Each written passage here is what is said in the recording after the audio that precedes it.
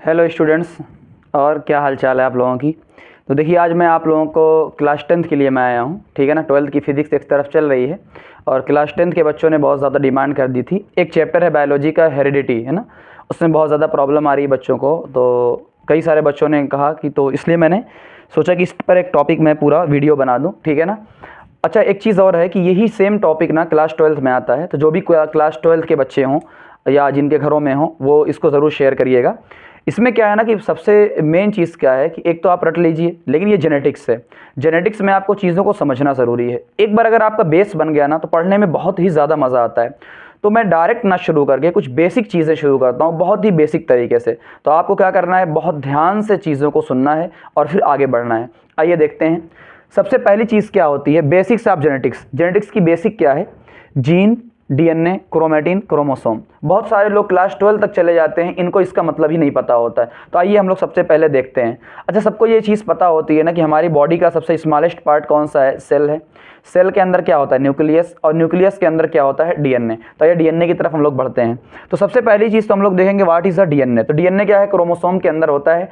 DNA में information होती है ना, ये बहुत सारी डिटेल है, क्लास 12 में आती है, लेकिन अभी जानकारी के लिए कि डीएनए के अंदर क्या होती है, आपकी इंफॉर्मेशन होती है, प्रोटीन का एक मैसेज होता है कि क्या चीज़ बनेगी। तो वही चीज़ मैंने लिखी है, ये ऑलरेडी पीआईक्यू में आ चुका है। डीएनए क्या? Deoxyribo nucleic acid present in chromosome of cell nucleus is the information source for making protein. एक मैसेज होता है। अच्छा, डीएनए के बारे में बहुत सारी चीज़ें होती हैं। क्या होता है? सबसे पहले आरएनए बनता है। आरएनए के अंदर से देखो यहाँ नाम लिखा है डीऑक्सी, एक ऑक्सीजन के वहाँ से OH हट गया है, तो डीऑक्सीराइबो न्यूक्लिक। तो आरएनए में से अगर हम एक OH को हटा दें तो वो क्या बन जाता है? डीएनए बन जाता है एज अ स्ट्रक्चर। ठीक है ना। न्यूक्लिक एसिड क्या होती है? जिसके अंदर शुगर होता है, नाइट्रोजन बेस होता है और फॉस्फोरिक एसिड होती है। तो ये सारी चीज़ें आगे का पार्ट है। ठीक है ना। आइए हम लोग देखते हैं। मैंने कहा कि ये आपका क्या है? डीएनए। डीएनए का एक छोटा सा सेगमेंट, ये पूरा डीएनए है। डीएनए का एक छोटा सा सेगमेंट वो क्या होता है? जीन। और जीन के अंदर क्या होती है? मैसेज होता है प्रोटीन का। और प्रोटीन से क्या होता है? ट्रेट यानी कैरेक्टर एक्सप्रेस होता है। तो आइए देखते हैं कि जीन क्या है। Gene is a unit of DNA. ठीक है, डीएनए का एक यूनिट होता है। कहाँ पर? Chromosome. Which govern synthesis of protein, जो प्रोटीन के सिंथेसिस को कंट्रोल करता है, गवर्न करता है। दैट कंट्रोल, और वो प्रोटीन क्या करती है? ट्रेट को या कैरेक्टर को एक्सप्रेस करती है। ठीक है ना, एक्सप्रेस करती है, शो ऑफ करती है कैरेक्टर का। देखते हैं सिंपल तरीके से कि एक जीन एक ट्रेट को एक्सप्रेस करती है, यानी एक जीन एक कैरेक्टर को एक्सप्रेस करती है। किस तरीके से? प्रोटीन की हेल्प से। ठीक है ना। अच्छा, एक और चीज है, यूनिट ऑफ इनहेरिटेंस। इनहेरिटेंस का मतलब जानते हो क्या है? कि जो इनहेरिट होता है, अगर हम लोग देखें, जैसे मैं एग्जांपल दूं आपको कि जिस तरीके से आपको मान के चलिए कि आप, ये अपनी सेल है, बॉडी है, स्मॉलेस्ट पार्ट क्या होता है? सेल। इसी तरीके से कैरेक्टर को कंट्रोल करने वाली जो स्मॉलेस्ट यूनिट होगी वो क्या होगी? जीन। तो वही मैंने चीज लिखी है। जैसे एग्जांपल के तौर पे, फादर से बच्चे में 200 कैरेक्टर गए, फादर से बच्चे में 200 कैरेक्टर गए, इसका मतलब 200 जीन गए हैं। क्यों? एक जीन एक कैरेक्टर को एक्सप्रेस करता है, तो 200 जीन गए हैं, यानी 200 कैरेक्टर गए हैं, इसका मतलब 200 जीन गए होंगे। वो चीज मैंने हिंदी में आपकी लिख दी है। दूसरी चीज, तो जीन को अगर हम सिंपल लैंग्वेज में डिफाइन करें तो क्या होती है? सबसे छोटी यूनिट। जीन क्या होती है? वो सबसे छोटी यूनिट। कहां पर? डीएनए पर। जो ट्रेट को या कैरेक्टर को एक्सप्रेस करती है, कंट्रोल करती है, वो क्या होती है? आपकी जीन होती है। ठीक है ना। तो अगर आपसे पूछा जाए, जैसे पहले इस फिगर को आप देखिए, ये डीएनए है और ये जीन है। डीएनए का और कंडेंस फॉर्म क्या होता है? क्रोमेटिन। थोड़ा सा और कंडेंस, और क्रोमेटिन का भी कंडेंस फॉर्म क्या होता है? क्रोमोसोम। तो ये आज समझ लीजिए कि डीएनए का कंडेंस फॉर्म क्रोमेटिन, क्रोमेटिन का भी कंडेंस फॉर्म क्या होता है? क्रोमोसोम होता है, जिसके बारे में हम लोग अभी बातें करेंगे। तो इसका मतलब क्या होता है कि जीन कहां पर लोकेट है? डीएनए। अरे डीएनए यानी क्रोमेटिन यानी क्रोमोसोम। तो तीनों ऑप्शन क्या है? सही है आपके। ठीक है ना। आगे चीजें आते हैं। अच्छा, ये क्वेश्चन बहुत अच्छा है। What is the definition of gene? ध्यान से, तो यूनिट ऑफ इनहेरिटेंस, हाँ सही बात है। सेगमेंट ऑफ डीएनए, ठीक है। न्यूक्लिक एसिड, ठीक है। ऑल, तो यहां पर ऑल ऑप्शन क्यों नहीं गया है? बहुत सारे लोगों से आप ये क्वेश्चन पूछेंगे, वो कहेंगे ऑल। नहीं भाई, जब आप डिफिनेशन करते हैं, जब आप जीन की डिफिनेशन देंगे तो आप क्या कहेंगे? जीन क्या होता है? एक यूनिट होती है, इनहेरिटेंस की एक यूनिट होती है। हाँ, जब आप फीचर की बात करेंगे तो तीनों ऑप्शन सब सही है भाई। ठीक है, ये भी सही है, डीएनए का सेगमेंट होता है, न्यूक्लिक एसिड क्या है। अच्छा, कोई पूछेगा न्यूक्लिक एसिड कैसे? भाई डीएनए क्या होता है? Deoxyribo nucleic acid. तो इसके अकॉर्डिंग ये भी सही है, लेकिन डिफिनेशन के अकॉर्डिंग क्या सही है? Unit of inheritance. यहां तक क्लियर? पहली चीज जीन के बारे में चीजें हुई, और भी आगे पढ़ेंगे। आते क्रोमोसोम के बारे में, क्रोमोसोम के बारे में आते हैं।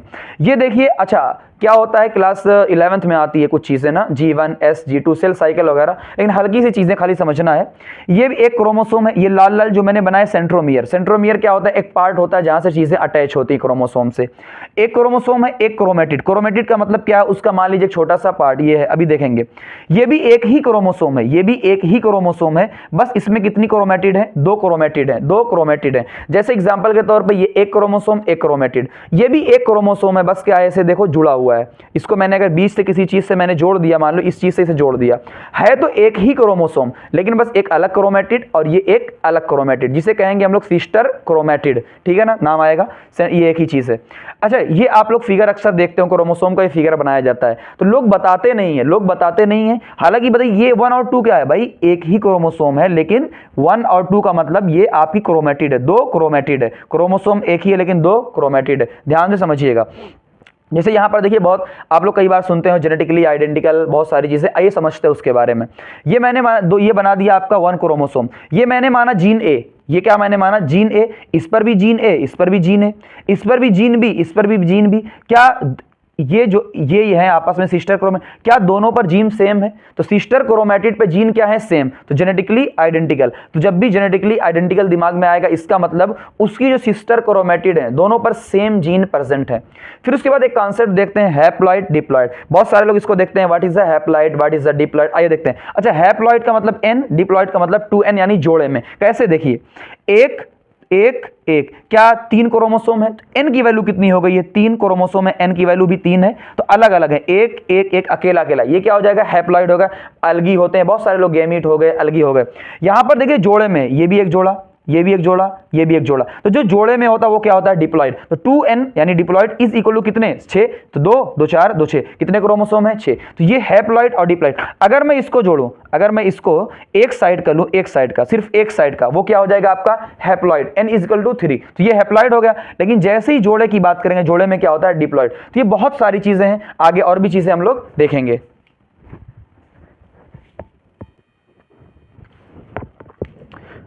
आइए देखते हैं सबसे ज़्यादा इंपॉर्टेंट चीज़, कैरेक्टर, ट्रेट, ये सारी चीज़ें आपके चैप्टर में बार बार यूज़ होती हैं, ठीक है ना। आइए समझते हैं ये चीज़ है क्या एक्चुअल में ना, चलो देखते हैं। कैरेक्टर, और जैसे एग्जांपल के तौर पे मैं कह रहा हूँ कि भाई character, plant height, plant height एक क्या है, कैरेक्टर है, प्लांट हाइट एक कैरेक्टर है। लेकिन उस हाइट के अंदर 2 चीज़ें आ सकती हैं ना, एक टाल एक डॉर्फ। तो ये जो टाल होता है ना, उसका ट्रेट होता है, डॉर्फ उसका क्या है, ट्रेट है। तो सिंपल सी बात है, प्लांट की हाइट उसका एक कैरेक्टर है, उसके अंदर 2 चीजें आएंगी भाई, टाल एंड ड्वार्फ, वो उसका क्या हो गया, ट्रेट। यानी एक कैरेक्टर है, कितने ट्रेट हो गए, 2 ट्रेट हो गए। दूसरी चीज, आई पोजीशन, जैसे एग्जांपल मैंने आई की पोजीशन है, हमारी आंख कहाँ है, आगे की तरफ, क्या आंख कभी पीछे हो सकती है, पॉसिबल ही नहीं है। इसका मतलब क्या है, जो आई की पोजीशन है फ्रंट पे है, फ्रंट क्या हो गया, एक ट्रेट हो गया। बैक ट्रेट हो पाएगा, कभी नहीं। इसका मतलब एक कैरेक्टर के लिए एक ट्रेट भी पॉसिबल है, बिल्कुल है।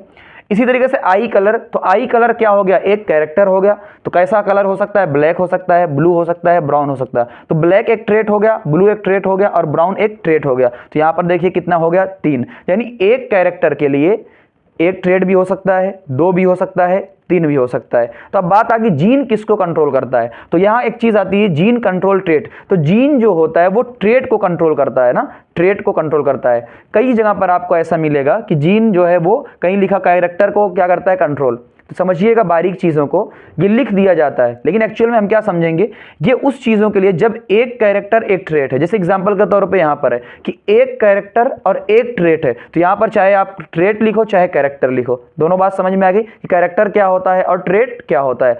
आइए सबसे इंपॉर्टेंट चीज़ की तरफ चलते हैं, जो कि होता है अपना लोकस। मे भी पता नहीं आपके यहाँ है या नहीं है, लेकिन बहुत इंपॉर्टेंट चीज़ है, इससे बहुत सारी चीज़ें क्लियर होती हैं। आइए देखते हैं। ये मैंने बनाया, सबसे पहली चीज क्या बनाया मैंने, ये आपका डिप्लॉयड बनाया। देखो 2 क्रोमोसोम, ठीक है, 2 डिप्लॉयड, एक पेयर बनाया पूरा का पूरा। अब मैंने क्या कहा कि ये मान लीजिए एक आपकी क्या है, बी एंड बी। बी मैंने कह दिया ब्लैक आई और बी है एक ब्लू आई, ठीक है ना, ब्लैक आई ब्लू आई।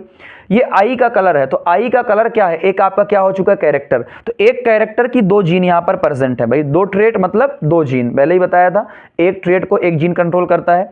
तो मैंने क्या कहा कि ये मान लीजिए एक आपका बी है और एक बी है, क्या दोनों पैरेलल हैं, देख लो दोनों पैरेलल हैं। तो जहां ये है वहां ये है, तो उसी को क्या कहते हैं, लोकस। तो लोकस का मतलब क्या है कि पैरेलल लोकेशन, एक ही ट्रेट के लिए यानी सॉरी एक ही कैरेक्टर के लिए जो दो जीन होती है वो क्या होती है, आपस में पैरेलल लोकेशन पे होती है, वही क्या होता है अपना लोकस। तो ये एक लोकस पे बताइए अच्छा एक और चीज, दो जीन है तो डिप्लॉयड सेल अगर होगा, यहां पर दो जीन है डिप्लॉयड सेल, तो इस लोकस पर ध्यान से समझिएगा, बहुत ध्यान से समझिएगा थोड़ा सा, ये जो लोकस होता है बताइए इस लोकस पर एक कैरेक्टर के लिए, ध्यान समझिए, एक कैरेक्टर के लिए यानी इस लोकस पर आई कलर क्या है, एक कैरेक्टर, तो इस लोकस पर आई कलर के लिए यानी एक कैरेक्टर के लिए कितनी जीन है, दो जीन, बी और बी, तो यही मैंने लिखा है कि दो जीन है किसके लिए, एक कैरेक्टर के लिए। इसी तरीके से ये हाइट है, मैंने माना ये टॉल और ये क्या है डॉर्फ, तो हाइट एक कैरेक्टर हो गई, तो एक कैरेक्टर के लिए कितनी जीन है, टी एंड टी, क्या है डॉर्फ।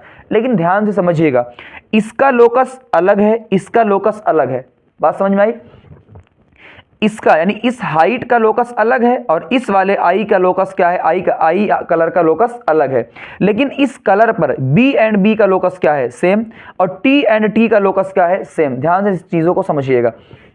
इसका मतलब यहां पर देखिए, अगर ये हैप्लॉइड हो, हैप्लॉइड का मतलब क्या है, सिर्फ एक जीन होगा, तो एक लोकस एक जीन, इसका मतलब क्या हो जाएगा, ये हैप्लॉइड हो जाएगा। ये चीजें आगे यूज होंगी। तो बताइए ये क्वेश्चन देखिए, लोकस इज फॉर, लोकस के लिए क्या सही है, क्या लोकस एक कैरेक्टर के लिए होता है, बिल्कुल एक कैरेक्टर के लिए होता है। ध्यान से समझिएगा, लोकस एक कैरेक्टर के लिए होगा, लेकिन ट्रेट कितने आएंगे, दो, जीन कितने आएंगे, दो। एक बार फिर से समझिएगा, ये बी एंड बी क्या है, जीन है, बी एंड बी क्या है, यानी देखो आई कलर, तो आई कलर के लिए क्या है, आई कलर एक कैरेक्टर है जिसकी दो जीन है, बी एंड बी, यानी एक ब्लैक एक ब्लू, तो एक कैरेक्टर के लिए कितनी ट्रेट हो सकती हैं, दो, यानी एक लोकस पे कितने ट्रेट हो सकते हैं, दो। तो बिल्कुल एक कैरेक्टर के लिए हाँ ये बात सही है। हैप्लॉइड के अंदर क्या एक जीन होती है, बिल्कुल एक जीन होती है, देख सकते हैं। क्या डिप्लॉइड के अंदर दो जीन होती है, बिल्कुल एक लोकस पर देखिए बी एंड बी दोनों है, दो जीन, यानी सारे के सारे पॉइंट क्या है, सही है। फिर कुछ चीजें आती हैं, होमोजाइगस हेटेरोजाइगस, ये देखिए, ये ऑलरेडी मैंने कहा 2n, क्या ये सेम कैरेक्टर है, ध्यान से समझिए, सेम बिल्कुल। ये बी एंड बी, ये आपका भाई ट्रेट अलग है, बी अलग ट्रेट है और ये बी अलग ट्रेट है, लेकिन कैरेक्टर क्या है, सेम, आई कलर, कैरेक्टर क्या है, सेम, ट्रेट अलग होता है, ठीक है ना। इसको देखिए, अच्छा 2n है भाई, दो क्रोमोसोम यहां पर, ये देखिए 2n, ये भी ठीक है। एक लोकस, बिल्कुल एक लोकस है, क्या एक लोकस पर दो जीन है, हाँ हमने देखा दो जीन, क्या ये दोनों जीन सेम है, देखो बी एंड बी, क्या दोनों जीन सेम है, इसका मतलब होमोजाइगस। अब समझ में बात आई, what is the homozygous and heterozygous, अलग अलग चीजें। तो होमोजाइगस को बहुत ध्यान से समझिएगा कि एक ही लोकस पर दो जीन है और दोनों जीन क्या है आपकी, सेम है, तो होमोजाइगस, होमो का मतलब सेम, जाइगस का मतलब क्या होता है, जाइगोट। अच्छा जाइगोट क्या होता है, डिप्लॉइड, तो इसका मतलब क्या होता है, जो होमोजाइगस की बात करते हैं वो हमेशा हम लोग किसकी बात करते हैं, डिप्लॉइड की बात करते हैं, ठीक है। और ये हैप्लॉइड में बात करते हैं, तो हैप्लॉइड का मतलब n, एक लोकस पर कितनी जीन है, एक जीन, इसका मतलब हेमीजाइगस। तो इसीलिए जो आपको हैप्लॉइड होता है, और हैप्लॉइड का सबसे अच्छा एग्जांपल क्या होता है, गेमीट, हमने पहले बताया गेमीट क्या होता है, हैप्लॉइड का एग्जांपल है, इसका नाम हेमी का मतलब होता है आधा, जाइगोट का मतलब है 2n, तो 2n का आधा कितना होता है, n, इसीलिए इसका नाम क्या होता है, हेमीजाइगस, मतलब एक लोकस पर एक जीन होती है। यहां तक बात क्लियर। आइए देखते हैं व्हाट इज द एलील, बहुत ही ज्यादा इंपॉर्टेंट है, बहुत ज्यादा लोग इसमें कंफ्यूज होते हैं। आइए अच्छे से समझते हैं व्हाट इज द एलील ना। आई कलर, मैंने कहा कि आई कलर जो होता है एक कैरेक्टर है, मैंने कहा ब्लैक आई, तो ब्लैक आई का मतलब एक ट्रेट है, एक ट्रेट एक जीन से कंट्रोल होगा जिसको हमने माना एक बी। इसी तरीके से ब्लू आई भी क्या है, एक ट्रेट है, एक ट्रेट एक जीन से कंट्रोल होगा, मैंने माना बी। ध्यान से समझिएगा, यानी एक बी ये, एक बी ये, क्या दोनों का लोकस सेम है, यानी बी एक जीन है, सही बात, ये भी बी एक जीन है, सही बात। क्या इनका लोकस सेम है, बिल्कुल सही बात, लोकस सेम है, लेकिन क्या दोनों अलग अलग ट्रेट हैं, भाई ये देखो ये ब्लैक आई का ट्रेट है बी और ये ब्लू आई का, क्या दोनों अलग अलग ट्रेट हैं। इसीलिए हम लोग लेकर आए हैं, क्या वर्ड लेकर आए हैं, जीन। सुनिए, बी जीन है, बी एलील भी है, बी ये वाला जीन है, ये भी बी एलील है। फिर हम जीन और एलील को अलग पढ़ते क्यों, बस एक रिश्तेदारी बताने के लिए, बस एक रिश्तेदारी बताने के लिए। कैसे, वाई एलील, एलील टर्म क्यों यूज करते हैं, रिश्तेदारी बताने के लिए कि बोथ का कैरेक्टर कॉमन है। यानी सिंपल सी बात कही है, पहले देख पढ़िए, ये कहाँ गया, ठीक, gene which code for pair of contrasting trait are known as allele. तो जीन और एलील अप्रॉक्स सेम है, तो हम वर्ड एलील क्यों लेकर आए हैं, खाली ये बताने के लिए कि जो बी एंड बी है, ये एलील जो बी एंड बी है, अगर इसका वर्ड जो एलील यूज की, इसका मतलब क्या होता है कि इनका लोकस क्या है, सेम है। इनका लोकस क्या है, सेम। जैसे एग्जांपल पहले ये वाला देख लीजिए, ये बी है जीन, बिल्कुल सही बात है, ये बी है जीन, दोनों के बीच में रिश्ता क्या है, इस बी और बी के बीच में रिश्ता क्या है, रिश्ता यही है कि दोनों का लोकस क्या है, सेम। देख लीजिए दोनों का लोकस क्या है, सेम। अगर एक यहां होता एक यहां होता तो पैरेलल लोकेशन नहीं होती, लोकस सेम नहीं होता। लेकिन बी एंड बी का लोकस क्या है, सेम। उसी सेम लोकस को बताने के लिए क्या टर्म यूज हुआ है, एलील। क्या टर्म यूज हुआ है, एलील। यानी अगर एक तरीके से हम कहें धनी, एक जीन के क्या दो एलील हो सकते हैं, बिल्कुल नहीं। बी अलग जीन है, इसका मतलब एलील, बी अलग जीन है, इसका एलील। तो एक जीन एक एलील। लेकिन क्या एक कैरेक्टर में दो एलील हो सकते हैं, बिल्कुल। देखो एक कैरेक्टर के दो जीन, बिल्कुल। आई एक कैरेक्टर होता है, आई कलर, उसमें दो जीन है, B and B, blue and black, तो दो जीन का मतलब दो एलील। तो एक कैरेक्टर के लिए दो एलील पॉसिबल है, लेकिन एक जीन के दो एलील नहीं होते हैं। बात समझ में आई। यानी हम ये कह सकते हैं यहां पर दो जीन है तो दो एलील है। गंगाधर ही शक्तिमान है कि जीन और एलील सेम चीज होते हैं अप्रॉक्स, बस एलील वर्ड यूज किया गया है ताकि हम उस जीन के बारे में बताएं कि ये बी एंड बी का लोकस क्या है, सेम, उनमें क्या रिश्तेदारी है, इसको बताने के लिए बताया गया है। अच्छा ये चीज का है सेम, ये क्वेश्चन देखो, एक बी है एक टी है, क्या दोनों का सेम लोकस है या नहीं, कैसे पहचानेंगे। देखो ए बी का मतलब आई कलर है ना, और टी का मतलब हाइट। यहां पर देखिए एक आई कलर है और एक क्या है, हाइट। क्या दोनों का लोकस सेम है, नहीं, बिल्कुल गलत बात। दो, ये अलग लोकस का है, ये अलग लोकस का है, इसका मतलब दोनों का लोकस क्या हो जाएगा, अलग अलग हो जाएगा। हाँ, इस लोकस पर, इस वाले लोकस पे बी एंड बी का क्या है, सेम है। इस वाले हाइट पर टी एंड टी का क्या है, सेम। लेकिन हाइट और आई ये दोनों का लोकस क्या है, अलग। ये बहुत ही इंपॉर्टेंट चीज है। इसके बाद हम लोग नेक्स्ट पार्ट पर चलते हैं।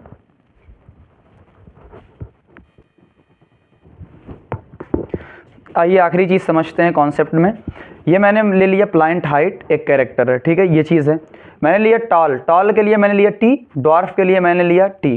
तो ये टी क्या है, एक जीन है, और ये भी क्या है, एक जीन है। क्या इसको एलील भी कह सकते हैं, हाँ बिल्कुल एलील भी कह सकते हैं। रिलेशन क्या आएगा कि भैया ये जो टी है और टी है ये सेम लोकस पर पाए जाते हैं, टॉल एंड ड्वार्फ हम लोग देख चुके हैं। अच्छा टी एंड टी क्या टू जीन है, बिल्कुल टू एलील है, सेम लोकस पे हैं, सही बात है। लेकिन हम लोगों ने देखा था जो बी और टी है, भाई ये आई कलर का है और ये हाइट का है, टू जीन है, सही बात है, टू एलील है, सही बात, लेकिन डिफरेंट लोकस का है। अब क्या है, डिफरेंट लोकस का, अलग अलग लोकस का है, ठीक है। व्हाट इज द जीनोटाइप और व्हाट इज द फिनोटाइप, अलग यूज होता है। अच्छा जीनोटाइप का मतलब क्या है, जेनेटिक मेकअप या जेनेटिक सिंबल। और फिनोटाइप का मतलब क्या है, हम दिखते कैसे हैं। एग्जाम्पल के तौर पे मैं कैसा दिखता हूँ, पतला, मोटा, दुबला, लंबा, है ना, ये मेरा क्या है, फिनोटाइप है। लेकिन मेरी सेल के अंदर कैसा है, जेनेटिक मेकअप क्या है, वो अपना क्या हो जाएगा, जीनोटाइप हो जाएगा। जैसे example T T T T, जो भी ऐसा टर्म यूज करते हैं वो क्या है, जीनोटाइप होता है। फिनोटाइप का external morphological appearance for particular character, एक कैरेक्टर के लिए क्या अपीयरेंस है उसके लिए वो क्या होता है, फिनोटाइप होता है, जो बाहर से आपको दिखता है। और ये डिपेंड किस पे करता है, जीनोटाइप पे डिपेंड करता है, और इन्वायरमेंटल कंडीशन, ये क्या है, इन्वायरमेंटल कंडीशन, इस पर भी डिपेंड करता है आपका फिनोटाइप, ठीक है ना। जैसे एग्जांपल के तौर पे हम यहाँ बहुत ज़्यादा धूप में रहते हैं, हमारा कलर फीका पड़ जाता है, ठीक है ना। लेकिन कोई ऐसी जगह पर ठंडी जगहों पर रखते हैं, उनके कलर क्या होते हैं, थोड़ा वाइट होते हैं। तो ये सारे क्या है, इन्वायरमेंटल कंडीशन पे भी डिपेंड करता है। आइए ये चीज़ देखते हैं, बहुत इंपॉर्टेंट। ये सिर्फ टी है। अच्छा टी का मतलब क्या है, एक जीन है, एक जीन का मतलब क्या है, हैप्लॉइड है, ऑलरेडी देख चुके थे।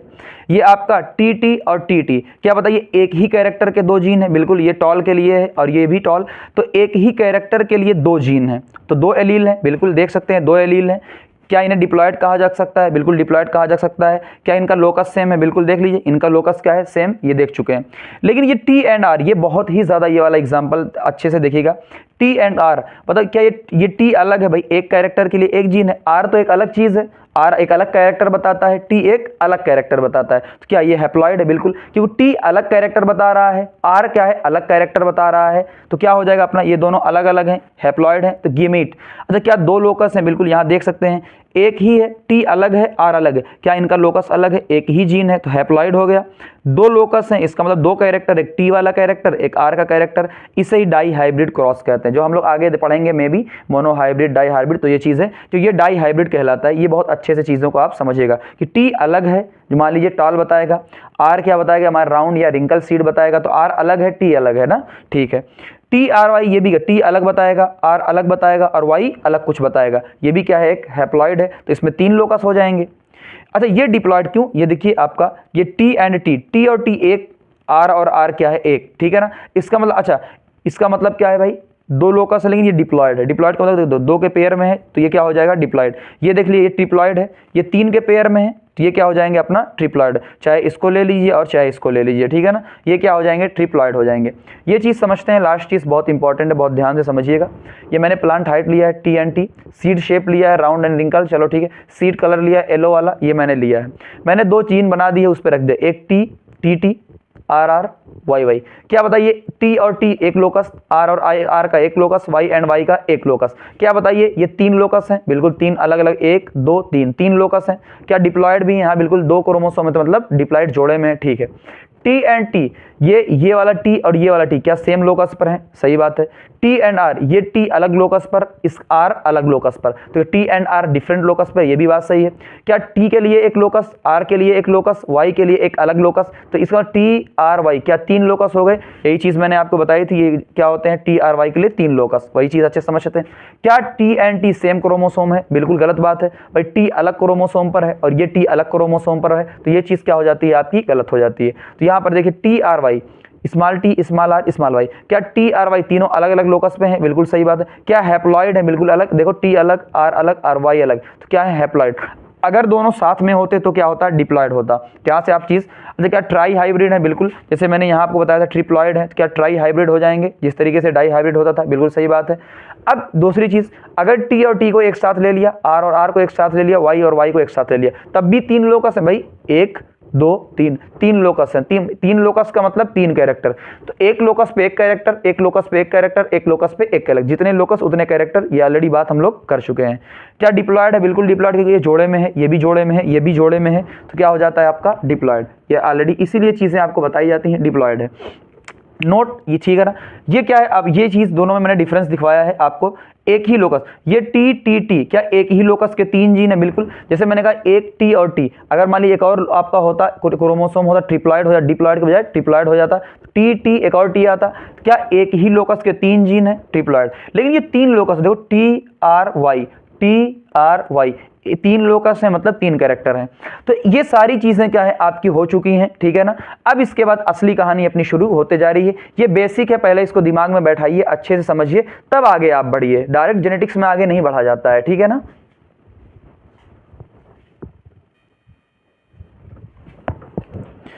देखिए आए हैं हम अब अपने असली टॉपिक की तरफ। बेसिक हम लोगों ने पढ़ लिया है, असली टॉपिक क्या है आपकी जेनेटिक्स। तो जेनेटिक्स क्या होती है, branch of biology which deal with the study of heredity and variation. ये एक ऐसी ब्रांच है बायोलॉजी की या साइंस की जो हेरिडिटी एंड एवोल्यूशन को डील करती है। तो ये समझते हैं what is heredity and what is evolution. तो सिंपल सी बात है, हेरिडिटी का मतलब क्या होता है कि जैसा पेरेंट्स है वैसा ही क्या चीज़ आ रही है, आपका बच्चा हो रहा है, यानी कोई ना कोई चीज़ ट्रांसफ़र हो रही है। तो वही चीज़ है कि पासिंग ऑफ ट्रेट, यानी कोई भी कैरेक्टर जो पेरेंट्स के अंदर है वो बच्चे के अंदर पास हो रहा है, किसके ज़रिए, जीन के थ्रू। तो वही क्या हो जाता है आपका हेरिडिटी हो जाती है, यानी transmission of trait by process of inheritance through gene. तो बच्चे के अंदर जो पेरेंट्स के अंदर जो कैरेक्टर है या जो ट्रेट है वो बच्चे के अंदर पास हो रहा है, वही क्या है हेरिडिटी। अच्छा हेरिडिटी, मान लीजिए कोई भी कैरेक्टर आपका है, एग्जांपल के through eye colour of screen similar to parent, कि आई कलर मेरा है मेरे पेरेंट्स के जैसा है, वही हेरिडिटी हो गई, ठीक है ना, वो चीज़ पास हुई है पेरेंट्स से मेरे अंदर। म्यूटेशन के अंदर मतलब क्या होता है कि जीन के अंदर कोई चेंज, जैसे एग्जांपल के तौर पे कैंसर होता है, वो भी म्यूटेशन एक होता है। तो क्या वो जो कैंसर हुआ है वो म्यूटेशन हुआ है, क्या वो पेरेंट्स से हम में आएगा, नहीं, तो इसका मतलब म्यूटेशन कभी भी हेरिडिटी नहीं हो सकती है, सिंपल सी बात। वेरिएशन, अच्छा वेरिएशन का मतलब क्या है, जैसे पेरेंट्स हुए ना, 2 बच्चे पैदा हुए, एक पेरेंट्स के 2 बच्चे हैं, मैं और मेरे भाई हैं, ठीक है ना, दोनों में सिमिलरिटी भी होगी, हाँ 2 हाथ उनके भी है, 2 हाथ मेरे भी हैं, 2 पैर उनके भी है, 2 पैर, ठीक है, इस तरीके से नाक कान है उनके, लेकिन कुछ ना कुछ डिफरेंस भी आएगा। तो जो डिफरेंस आ रहा है एक ही पेरेंट्स के 2 बच्चों के अंदर, वही क्या हो जाता है आपका वेरिएशन हो जाता है। तो देखिए amount of difference between of spring of same parent product of sexual reproduction. अच्छा जब भी हम ऑफ स्प्रिंग की बात करते हैं तो हम क्या कहेंगे, यहाँ पर सिंपल सी बात है, हम लोग कहेंगे कि ये सेक्सुअल रिप्रोडक्शन का प्रोडक्ट है। किसका प्रोडक्ट है, सेक्सुअल रिप्रोडक्शन का प्रोडक्ट है ना। तो इसका रीज़न क्या है, वेरिएशन का रीज़न क्या है, पहला रीज़न क्या आपका होता है म्यूटेशन। म्यूटेशन होता है, म्यूटेशन का मतलब जो है सेल के अंदर स्ट्रक्चर में या कुछ भी क्रोमोसोम में चेंजिंग आती है ना, आप लोग आगे पढ़ेंगे उसको, म्यूटेशन। तो ये म्यूटेशन, दूसरी चीज़ क्या होती है, genetic recombination during sexual reproduction. Simple सा टर्म क्या है, सेक्सुअल रिप्रोडक्शन के दौरान कुछ ऐसी चीज़ें होती हैं जिनकी वजह से क्या आता है, जीन के अंदर चेंज आता है। दो रीज़न हो गए, ये क्वेश्चन आपसे पीवाईक्यू में पूछा गया है। अच्छा, इंपॉर्टेंस क्या होता है इसका, इस सबसे पहला इंपॉर्टेंस क्या होता है कि जब वेरिएशन आता है स्पीसीज़ के अंदर, जब मान लीजिए वेरिएशन आता है, तो उस वेरिएशन के वजह से जो इन्वायरमेंट में रहने की जो क्षमता होती है, सर्वाइवल की जो एबिलिटी होती है वो बढ़ जाती है। तो चांसेस ऑफ सर्वाइवल क्या हो जाते हैं, बढ़ जाते हैं। दूसरी चीज़ क्या होती है, वेरिएशन जैसे जैसे आता है तो स्पीसीज़ के अंदर वेरिएशन आते आते आते फिर इवोल्यूशन होता है, और इवोल्यूशन से आते आते क्या नई स्पीसीज़ बन जाती है। तो वही पॉइंट्स आपके सामने लिखे हुए हैं, ठीक है ना। अच्छा, कई बार क्या होता है, जैसे एग्जाम्पल के तौर पे प्लांट्स होते थे, प्लांट्स के अंदर जो है, या फिर हम एग्जाम्पल लें, बहुत सारी चीज़ें हैं कि मछलियाँ हैं, इवोल्यूशन में सब लोगों ने है अगर सिलेबस से कट गया है तो चीज़ें पढ़ाई जाती हैं, कैसे चीज़ें इवाल्व हुई हैं पहले सारी चीज़ें। तो क्या वेरिएशन आते आते 2 चैम्बर, 3 चैम्बर और 4 चैम्बर हार्ट बन गया, इसी तरीके से टेल वगैरह, पंख वगैरह, बहुत सारी चीज़ें। तो वेरिएशन से ही आगे इवोल्यूशन होता है, तो इसमें बहुत ही ज़्यादा इंपॉर्टेंट है। आगे चीज़ें आती इक्वायर्ड ट्रेट और इनहेरिट ट्रेट। तो इक्वायर्ड का मतलब क्या है, जो हमने हासिल किया है, और इनहेरिट का मतलब जो पेरेंट्स से आया हुआ है। ये डिफरेंस कई बार पूछा जा चुका है। तो आप देखेंगे, somatic variation and do not bring about any change in DNA. तो इक्वायर्ड ट्रेट क्या होता है, सेल के स्ट्रक्चर के अंदर कोई चेंज होता है, डीएनए के अंदर कोई भी चेंज नहीं होता है। अगर डीएनए के अंदर कोई भी चेंज नहीं होगा तो वो आगे प्रोजेनी में नहीं जाएगा। तो वही चीज़ कही जा रही है कि इसमें डीएनए के अंदर चेंज नहीं होता है, ये जेनेटिक वेरिएशन है, ये डीएनए के अंदर चेंज होगा, ठीक है ना। दूसरा, अगर डीएनए के अंदर चेंज नहीं होगा, इसका मतलब अगली जनरेशन तक ये नहीं जाएगा, जबकि ये अगली जनरेशन तक जाएगा।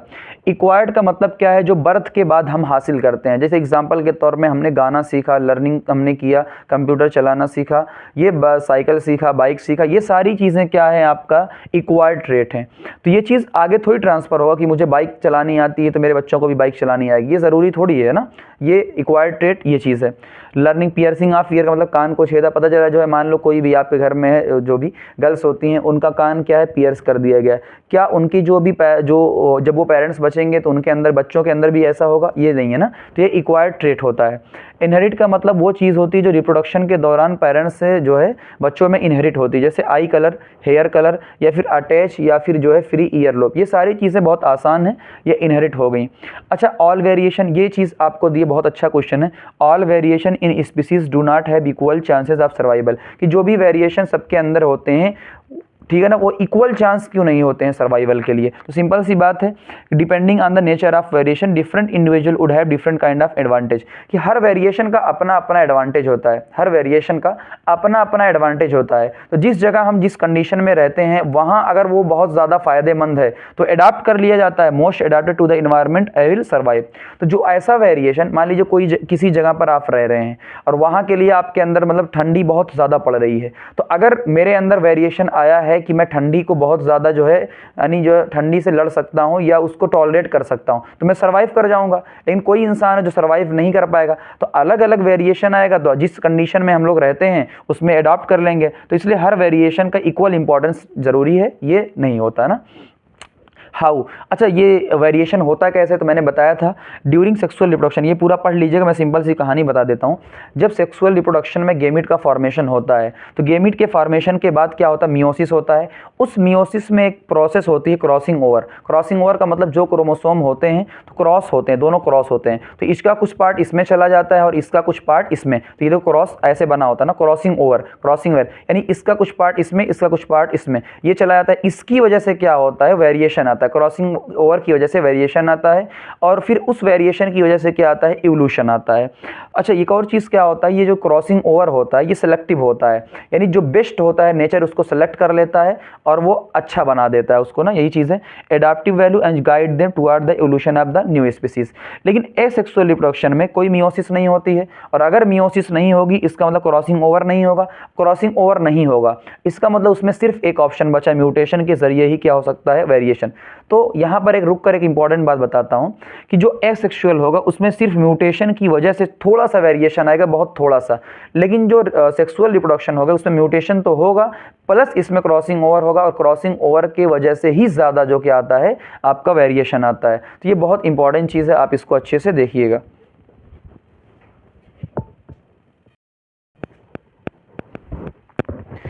ये देखिए वेरिएशन के कुछ अच्छे अच्छे क्वेश्चंस हैं, ठीक है ना। तो PYQ भी हैं और अच्छे क्वेश्चन भी हैं, NCERT के भी हैं, एक बार देख लीजिए। पहला क्वेश्चन है human population show great variation in trait, कि ह्यूमन की जो पॉपुलेशन है उसके अंदर बहुत ही ज़्यादा जो है ट्रेट में वेरिएशन है। रीज़न क्या इसका है, असर्शन रीज़न में आया हुआ था। तो रीज़न आपका ये है कि जो वेरिएशन होता है वो रिप्रोडक्शन प्रोसेस की वजह से भी आता है और कई बार इन्वायरमेंटल फैक्टर की वजह से भी आता है। तो इसकी वजह से बहुत ही ज़्यादा क्या है वेरिएशन होता है ह्यूमन में, ठीक है ना। पहली चीज़। दूसरा, why do we say that variation are useful for survival of species over time, कि वेरिएशन यूजफुल क्यों होता है। ये क्वेश्चन और ये क्वेश्चन दोनों मैच कर रहा है, ध्यान से देखिएगा। मैं कह रहा हूँ कि वेरिएशन क्या करता है, जीन में चेंज करता है। वेरिएशन क्या करता है, जीन के अंदर चेंज करता है, और जीन के अंदर चेंज करता है तो नए नए ट्रेट निकलते हैं, और नए ट्रेट जो निकलते हैं वो जो इन्वायरमेंट चेंज हो रहा है उनमें पैर जमाने के लिए वो लोग क्या करते हैं, हेल्प करते हैं। तो adaptability toward change in environment it make organism better adapted to survival of the species, कि जो माहौल जो एनवायरनमेंट चेंज हो रहा है उसमें एडॉप्ट करने के लिए ये लोग ताकत प्रोवाइड करते हैं। तो इस वजह से क्या होता है, वेरिएशन यूजफुल होते हैं। सेम चीज़ यही है कि how does the creation of variant in species promote survival, कैसे, एग्जाम्पल के थ्रू, कि कई बार कैसा होता है कि इन्वायरमेंट की कंडीशन क्या होती है, बहुत ड्रास्ट होती है, बहुत हार्श होती है, जिसकी वजह से स्पीसीज जो है वो मरने लगती हैं, ख़त्म होने लगती हैं। जैसे एग्जाम्पल दिया गया है कि एक वाटर है जिसमें बहुत सारे बैक्टीरिया रहते हैं, तो अगर पानी का टेम्परेचर अचानक से बहुत ज़्यादा बढ़ जाए तो सारे के सारे बैक्टीरिया क्या हो जाएंगे, मर जाएंगे, सिवाय उन बैक्टीरिया के जो पानी के यानी टेम्परेचर से रेजिस्टेंस रहेंगे, यानी जो अपने आप को हीट में रहने के लिए पहले से वेरिएशन क्रिएट कर चुके होंगे, वो क्या रहेंगे, वो लोग बच जाएंगे, बाकी सारे के सारे क्या हो जाएंगे, मर जाएंगे। तो आप खुद सोचिए, जो पानी के टेम्परेचर से, यानी जो क्या करते थे आप अपने जो रेजिस्टेंस थे दो बैक्टीरिया, ठीक है ना, टेम्परेचर से, वो लोग तो बच जाएंगे। तो उनकी वजह से उनकी स्पीसीज बच गई है, कि अगर वो भी मर जाते सारी स्पीसीज खत्म हो जाती। तो इस तरीके से वेरिएशन क्या होता है, सर्वाइवल ऑफ स्पीसीज के लिए भी बेस्ट होता है, कभी भी इंडिविजुअल के लिए नहीं होता है ना। क्वेश्चन आता है कि वेरिएशन जो होता है वो बेस्ट किसके लिए होता है, इंडिविजुअल के लिए या स्पीसीज के लिए। तो स्पीसीज के लिए वेरिएशन बेस्ट होता है, ठीक है ना। क्योंकि जो इंडिविजुअल में क्या होता है, नेचर या फिर आप कह लीजिए कि समाज जो है वो अडाप्ट नहीं करता है उस चीज़ को, नए वेरिएशन को। लेकिन स्पीसीज़ के अंदर धीरे अंदर चेंजिंग होते होते होते होते नई स्पीसीज़ बन जाती है ना वेरिएशन की वजह से। तो अगला क्वेश्चन है, why an offspring of human being is not true copy of his parent, कि जो सेक्सुअल रिप्रोडक्शन में जो माँ बाप हैं, बच्चे सेम उनके कॉपी क्यों नहीं होते। सबको पता है कि क्या होता है कि जैसे एग्जांपल के तौर पे जब गेमिट का फॉर्मेशन होता है, तो कुछ क्रोमोसोम क्या होता है, जिसे माँ से आए और फिर उधर से अपना फादर से आए क्रोमोसोम, बाद में इंटरमिक्सिंग होती है सारी चीज़ों की, तो उसमें जो जीन होती है मिक्स हो जाती है। और जब जीन दोनों की मिक्स हो चुकी है तो कॉपी कैसे आएंगे, कॉपी आएंगे नहीं। तो अलग स्पीसीज, अलग मतलब सेम जो है अलग जीन बन गई है ना, तो पेरेंट्स की कॉपी नहीं होंगे। हाँ, दो हाथ दो पैर सारी चीज़ें, लेकिन एग्जैक्ट कॉपी नहीं होंगे। तो उसका रीज़न यहाँ पर दिया गया है। दूसरा है कि एक ट्रेट ऐसा है जो 10% है, एक ट्रेट ऐसा जो 60% है, तो कौन पहले आया होगा। मान लीजिए क्या है, वेरिएशन आया हुआ है, वेरिएशन आता जाता है, असेक्सुअली रिप्रोडक्शन प्लांट में वेरिएशन आया है, ठीक है ना। अब खुद सोचिए, अगर वेरिएशन थोड़ा थोड़ा आता है तो जो 10% है, इसका मतलब अभी थोड़े दिन पहले वेरिएशन आया होगा। लेकिन जो 60% है, जो पॉपुलेशन में पहले से ही ज़्यादा है, इसका मतलब वो वेरिएशन पहले आ चुका है। तो इससे आप बता सकते हैं कि जो ए है उसका कम है, इसका मतलब अभी रिसेंटली इसके अंदर वेरिएशन आया है। जबकि बी वाला बहुत ज़्यादा है, तो ए से बहुत पहले से उसके अंदर क्या आ चुका है, वो अपना जो है इसका वेरिएशन आ चुका है। तो बी पहले आएगी, उसके बाद फिर ए आएगा। तो ये क्वेश्चन हो चुके हैं मेरी समझ से, ये सारे बहुत इंपॉर्टेंट क्वेश्चन हैं। एक बार आप जो है इसको देखिएगा, फिर हम लोग मेंडल की तरफ आगे बढ़ते हैं। देखिए, आपका जो सबसे फेवरेट टॉपिक है मेंडल, ठीक है ना। ये क्लास 10th का भी है और क्लास 12th का भी है, तो मैं पूरी डिटेल में इसको कवर करूँगा, ठीक है ना। तो मेंडल के बारे में बहुत सारी कहानियाँ हैं, आपके सिलेबस में इतनी ज़्यादा है नहीं, बस कुछ चीज़ें हैं मेंडल के बारे में। जैसे मैं हल्का सा इंट्रोडक्शन दे देता हूँ कि मेंडल के बारे में सब लोग जानते हैं कि मेंडल क्या थे, एक मॉन्क थे, है ना। कोई बहुत बड़े साइंटिस्ट अपनी ज़िंदगी में तो नहीं थे ना, बाद में डिस्कवर किए गए कि उनकी जो थॉट्स, जो ऑब्जर्वेशन थी, रिजल्ट थे, वो सारी चीज़ें, ठीक है ना। तो हुआ क्या, मेंडल जो है ना वर्क कर रहे थे अपने गार्डन में, ये सारी कहानी आप लोगों को पता होगी। तो मैं सिर्फ काम की बातें करूँगा। हाँ, इतनी चीज़ें मैं कहूँगा कि जब मेंडल ने वर्क शुरू किया था, उस वक्त इलेक्ट्रॉनिक माइक्रोस्कोप यानी माइक्रोस्कोप की डिस्कवरी नहीं हुई थी। क्रोमोसोम जो विजिबल था वो देखा नहीं गया था, यानी क्रोमोसोम की यूँ कह लीजिए कि खोज नहीं हुई थी। तो मेंडल ने जो भी नियम दिए थे वो नियम इन दोनों चीज़ों से परे थे, यानी क्रोमोसोम की बात नहीं करेंगे, उस वक्त तक विजिबल था नहीं, और फिर जो है इलेक्ट्रॉनिक माइक्रोस्कोप था नहीं। तो मेंडल ने एक पूरा डाटा एनालिसिस किया और फिर उस पर अपनी थ्योरीज ऑब्जर्वेशन दी। तो उसके लिए हम लोग आगे बढ़ते हैं, देखेंगे क्या होता है। सबसे पहले मेंडल ने क्या किया, हाइब्रिडाइजेशन एक्सपेरिमेंट किया। एक्सपेरिमेंट 7 सालों तक किया था, 1856 से 1863 तक किया था, ठीक है ना। नीट में क्वेश्चन एक बार आया है, 7 ईयर उसने किया, ठीक है ना। किस पे किया था, पी प्लांट पे। पी प्लांट का मतलब पाइसम सटाइवम। अब कुछ चीज़ें इसमें ये भी बता देता हूँ, ये इसका जेनेटिकल नाम होता है। पहला कैपिटल लेटर क्या होता है, बड़ा, और सेकंड पार्ट में क्या होता है, ये छोटा होता है। इसलिए मैंने कोई ये ना कहे कि ये आपने बड़ा क्यों नहीं लिखा, तो एक तरीका होता है लिखने का। इसका 2n इज डिप्लॉयड होता है, तो 2n इज इक्वल टू 14। तो जो हम प्लांट की बात करते हैं तो प्लांट हमेशा क्या होता है, डिप्लॉयड होता है। जब हम ऑर्गेनिज्म की बात करते हैं वो क्या होते हैं, डिप्लॉयड होते हैं। इसलिए 2n इज इक्वल टू 14। तो ये जो कॉन्सेप्ट बता रहा हूँ फालतू का नहीं बता रहा हूँ, आगे यूज होगा। बाइसेक्सुअल होते हैं ना, बाइसेक्सुअल का मतलब क्या होता है कि उनके अंदर क्या आता है, एंडोसियम और गाइनोसियम दोनों प्रेजेंट होते हैं, ये आप लोगों ने पढ़ा होगा। अच्छा, ये मेंडल जिसे मान लीजिए पी प्लांट ही क्यों यूज़ किया, कि मेंडल ने पी प्लांट ही क्यों यूज़ किया ना, तो उसका कुछ रीज़न है जो दिया गया है। पहला रीज़न क्या है, ये एनुअल होते हैं, कि लाइफ साइकिल क्या है, 2 से 3 महीने में रिपीट हो जाती है। शॉर्ट लाइफ साइकिल होती है, तो इससे क्या फ़र्क पड़ता है, हम जल्दी जल्दी चीज़ों कर सकते हैं। मान लीजिए कोई ऐसा प्लांट होता है साल में एक बार उगता, तो एक बार जब तक वो उगता उससे एक्सपेरिमेंट कराते, फिर 1 साल का वेट करना पड़ता, ऐसे 2 से 3 महीने का वेट करना पड़ता, फिर दूसरी फसल आ जाती है, ठीक है ना। तो शॉर्ट लाइफ साइकिल है कि कई सारी जनरेशन को हम स्टडी कर सकते हैं एक ही साल के अंदर। उसके बाद नेचुरल या फिर सेल्फ पॉलिनेशन या क्रॉस पॉलिनेशन है। तो सेल्फ पॉलिनेशन और क्रॉस पॉलिनेशन क्या होता है, आप लोगों ने पढ़ा होगा, ठीक है ना। एक ही फ्लावर के एक ही फूल जब आपस में क्या हो जाते हैं, एंथर जो है पॉलन एंथर पे चला जाता है, सेल्फ पॉलिनेशन, अलग अलग फूल होते हैं तो क्या हो जाता है, क्रॉस पॉलिनेशन। तो जो भी हमें डिजायर, मेंडल को जो भी चाहिए होता था दोनों हम इसमें करवा सकते थे, तो एक बेनिफिट था। अगला क्या था, मैनी कॉन्ट्रास्टिंग ट्रेट होती है, कि इसके पास कई सारी ट्रेट होती हैं, अलग अलग टाइप की ट्रेट होती हैं, अलग अलग टाइप के कैरेक्टर होते हैं। तो इसमें चॉइस ज़्यादा है, एक्सपेरिमेंट करने की जो चॉइस हमारी होती है, कई टाइप के हम एक्सपेरिमेंट कर सकते हैं।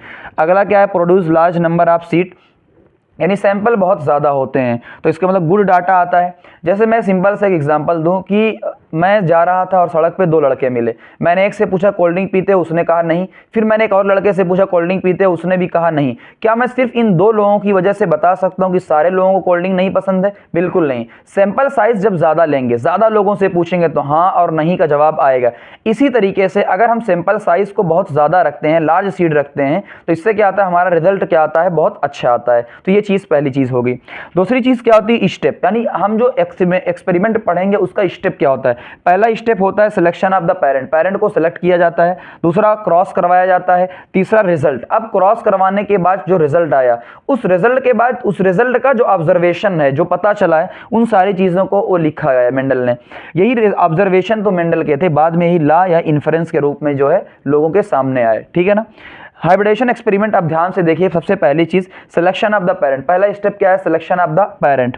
पी प्लांट लिया, हाँ ठीक है, पी प्लांट लिया, 7 कैरेक्टर लिए। कितने कैरेक्टर लिए, 7 कैरेक्टर। और मैंने बताया था एक कैरेक्टर के नॉर्मली कितने जीन ट्रेट होते हैं, 2, तो इसका मतलब 14 ट्रेट हो गए। अच्छा, कैरेक्टर क्या लिया था, सबसे पहला कैरेक्टर लिया था उसने हाइट, एक कैरेक्टर है। दूसरा फ्लावर, फ्लावर में 2, एक कलर और एक फ्लावर की पोजीशन। पोड में कलर और उसका शेप, सीड में शेप और उसका कलर। तो हम कैसे याद करेंगे, एक तो हाइट हो गई, सबको पता ही होता है हाइट वाला। दूसरा FPS, फ्लावर, पोड, सीड, ये आपको ऑटोमेटिक याद हो जाएगा कि फ्लावर का कलर और पोजीशन, पोड का कलर और शेप, और सीड का भी शेप और कलर। अब दिमाग में एक चीज़ बिठा सकते हैं हम लोग कि फ्लावर का देखो कलर तो ठीक है और पोजीशन भी ठीक है, लेकिन आप बताओ सीड, क्या सीड का आप पोजीशन बता पाओगे? नहीं, उसका कलर होगा या तो शेप होगा। इसी तरीके से पोड जो नीचे वाला हिस्सा, उसका भी आप कलर बताओगे या शेप बताओगे। तो कुछ चीज़ें आप दिमाग में लॉजिकली रख सकते हो। आगे आते हैं, व्हाट इज प्योर या होमोजाइगस। तो उसने जो पेरेंट्स यूज़ किए थे वो प्योर पेरेंट्स यूज़ किए थे। बहुत इंपॉर्टेंट, हर एक बारीक पॉइंट मैं आपको बता रहा हूँ, ये जेनेटिक्स है। जेनेटिक्स लाइफ बना देती है। अगर समझ में आता है ना, बहुत ज़्यादा खुशी होती है, एक अलग से फील आता है कि हमें कुछ अलग चीज़ें आ गई। और अगर रट्टाफिकेशन वाले हैं भाई, तो फिर रट्टाफिकेशन आप कहीं से भी कर सकते हैं, बुक में भी लिखी हुई है। तो सबसे पहली चीज़, पेरेंट्स उसने कैसा यूज़ किया, प्योर। अच्छा, प्योर का मतलब क्या होता है, एकदम से शुद्ध प्योर। इसका मतलब एग्जाम्पल, ये मैंने टॉल लिया, टॉल का आपस में सेल्फिंग करवाया, यानी टॉल को टॉल से क्या करवाया है, सेल्फिंग करवाई है, फिर से क्या आया tall, T tall, T tall, यानी बार बार सेल्फिंग करवाने पर क्या मिल रहा है, सेम कैरेक्टर मिल रहा है, टॉल टॉल टॉल। तो ये क्या होते हैं आपके एकदम प्योर। तो वही चीज मैंने लिखी, repeated selfing give similar trait inheritance, ये जितनी बार कितनी बार भी इनको रिपीट कर लो ये क्या रहेंगे, टॉल है टॉल है टॉल है। डॉर्फ होता तो dot dot dot dwarf dwarf होता। तो ये क्या होते हैं, अपने प्योर होते हैं। आइए आगे बढ़ते हैं, कितने कैरेक्टर यूज किए थे, 7 कैरेक्टर। अब इस कैरेक्टर में क्या है ना, मैंने बताया 2 ट्रेट होते हैं, तो एक ट्रेट डोमिनेंट होगा, एक ट्रेट रिसेसिव होगा। अच्छा, डोमिनेंट और रिसेसिव के बारे में क्या ख्याल है आपका, तो मैं सिंपल सी चीज बता देता हूं कि जैसे मान लीजिए ये 1 2 है ना, ये आपका ये 2 चीजें हैं, चलो 2 मार्कर मान लेते हैं, ये 2 है। अगर ये 2 ट्रेट है, ठीक है, 2 ट्रेट है, एक डोमिनेंट है एक रिसेसिव। इसका मतलब क्या है, अगर इस वाले ने इस नीले वाले ने इसको पछाड़ दिया, पछाड़ देना ये अपने आप को शो कर गया, मतलब ये डोमिनेंट है, तो ये क्या हो जाएगा, रिसेसिव हो जाएगा। ठीक है ना बात। तो एक जो अपने आप को शो कर ले जाएगा, जो बहादुर बन जाएगा, जो सामने आएगा, वो क्या रहेगा, अपना डोमिनेंट। जो छिप जाएगा, जिसको ढकेल दिया जाएगा, जिसको गिरा दिया जाएगा, ठीक है ना, उसको सामने नहीं आने दिया जाएगा, वो क्या होगा, आपका रिसेसिव। कैसे याद करेंगे, FPS से। अब इसमें भी आप लॉजिक लगा सकते हैं, प्लांट हाइट में टॉल और ड्वार्फ में भाई कौन सामने आएगा, कौन मजबूत आएगा, टॉल वाला। फ्लावर कलर का, अच्छा फ्लावर सबको दिमाग लगाइए, एक वायलेट है एक वाइट है। अब दिमाग लगाइए, फ्लावर कैसा होना चाहिए, कलरफुल होना चाहिए, इसका मतलब वायलेट क्या होता है आपका, डोमिनेंट हो जाएगा, वाइट एक नॉर्मल सा, ठीक है ना। फ्लावर की पोजीशन ये एक्सियल होती है और ये टर्मिनल होती है, तो ये देख लो एक्सियल का मतलब यहाँ बीच में, टर्मिनल का मतलब ऊपर, तो ये बीच वाली अच्छी लगती है, तो बीच वाली देख लो, यहाँ फूल साइड साइड में, यहाँ से फूल ऐसे निकला रहे अच्छा लगेगा, ये ऊपर फूल निकला रहता है नहीं अच्छा लगता थोड़ा सा ना, तो ये अच्छा लगे एक्सियल वाला। पॉड की शेप कैसी, स्मूथ, स्मूथ देख लीजिए, गोल गोल, और ये कंस्टिक, ये सिकुड़ी हुई, तो सिकुड़ी हुई अच्छी नहीं लगेगी, कैसी अच्छी लगेगी, स्मूथ वाली। पॉड कलर कैसा होता है, ग्रीन और येलो, तो ग्रीन वाला हरा हरा अच्छा लगता है। सीड शेप कैसा होना चाहिए, राउंड गोल गोल होना चाहिए, रिंकल नहीं होना चाहिए कि रिंकल है सिकुड़ा मिकुड़ा है, ये नहीं होना चाहिए। अब एक चीज बचती है आपकी, सीड कलर कैसा होना चाहिए, सीड कलर कैसा होना चाहिए, तो इसका जो मैंने अपना ट्रिक बनाया था वो क्या था आपका, सीड कलर SYG, साइज, यानी सीड कलर जो Y वाला होगा क्या डोमिनेंट होगा, पहले हमने डोमिनेंट लिखा फिर रिसेसिव, तो जो Y वाला होगा वो डोमिनेंट होगा और G वाला क्या हो जाएगा, रिसेसिव होगा। इसी का उल्टा कर दीजिए, इसी का उल्टा कर देंगे, यहाँ येलो है तो यहाँ ग्रीन आ जाएगा पोर्ट कलर में, तो पोर्ट कलर में उल्टा कर दीजिए। तो ये आप लॉजिकली बहुत सारी चीज़ों को सोच सकते हैं, ठीक है ना। एक बार बता देता हूँ फिर से एक बार, आपको कैसे याद रखना है लॉजिकली एक बार देख लीजिए। प्लांट हाइट कैसी होनी चाहिए, टॉल होनी चाहिए, मतलब वो डोमिनेंट अच्छा है, अच्छा। फ्लावर कैसा होना चाहिए, कलरफुल होना चाहिए, वायलेट है। फ्लावर की पोजीशन कैसी होनी चाहिए, साइड साइड में से निकला हो, एक्सियल वाला। पोर्ट कैसा शेप होना चाहिए, स्मूथ भाई अच्छा खासा शेप होना चाहिए। और फिर आपका सीड का शेप कैसा होना चाहिए, राउंड होना चाहिए। ये ट्रिक से मैंने याद करवा दिया। साइज, सीड कलर कैसा होना चाहिए, वायलेट, तो सॉरी सीड कलर कैसा होना चाहिए, येलो, तो इसका मतलब जो है पोर्ट कलर कैसा होना चाहिए, ग्रीन, दोनों अपोजिट होते हैं। तो पढ़ के सुना देता हूँ। Mendel select 14 true breeding P plant variety, तो मेंडल ने कितनी ब्रीडिंग वेराइटी सेलेक्ट की, 14। तो 7 कैरेक्टर है, हर कैरेक्टर के 2 ट्रेट हैं, टोटल कितने हो गए, 14। Pair which were similar except for one, गए सारे के सारे क्या है भाई, ठीक है, हर एक आपस में सिमिलर है सिवाय except one character. One character का मतलब क्या, प्लांट हाइट में एक टॉल है एक डॉर्फ है, फ्लावर कलर में एक वायलेट एक वाइट है, बाकी क्या है, सिमिलर है।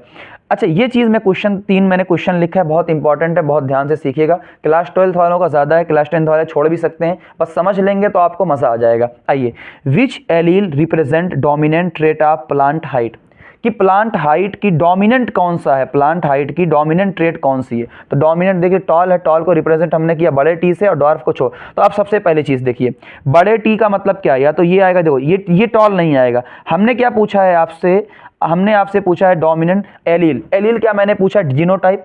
एलील मैंने पूछा था, एलील क्या होता था, जीन, यानी हमने जीनोटाइप पूछा है, जबकि टॉल क्या होता है, एक फिनोटाइप, तो ये तो नहीं होगा।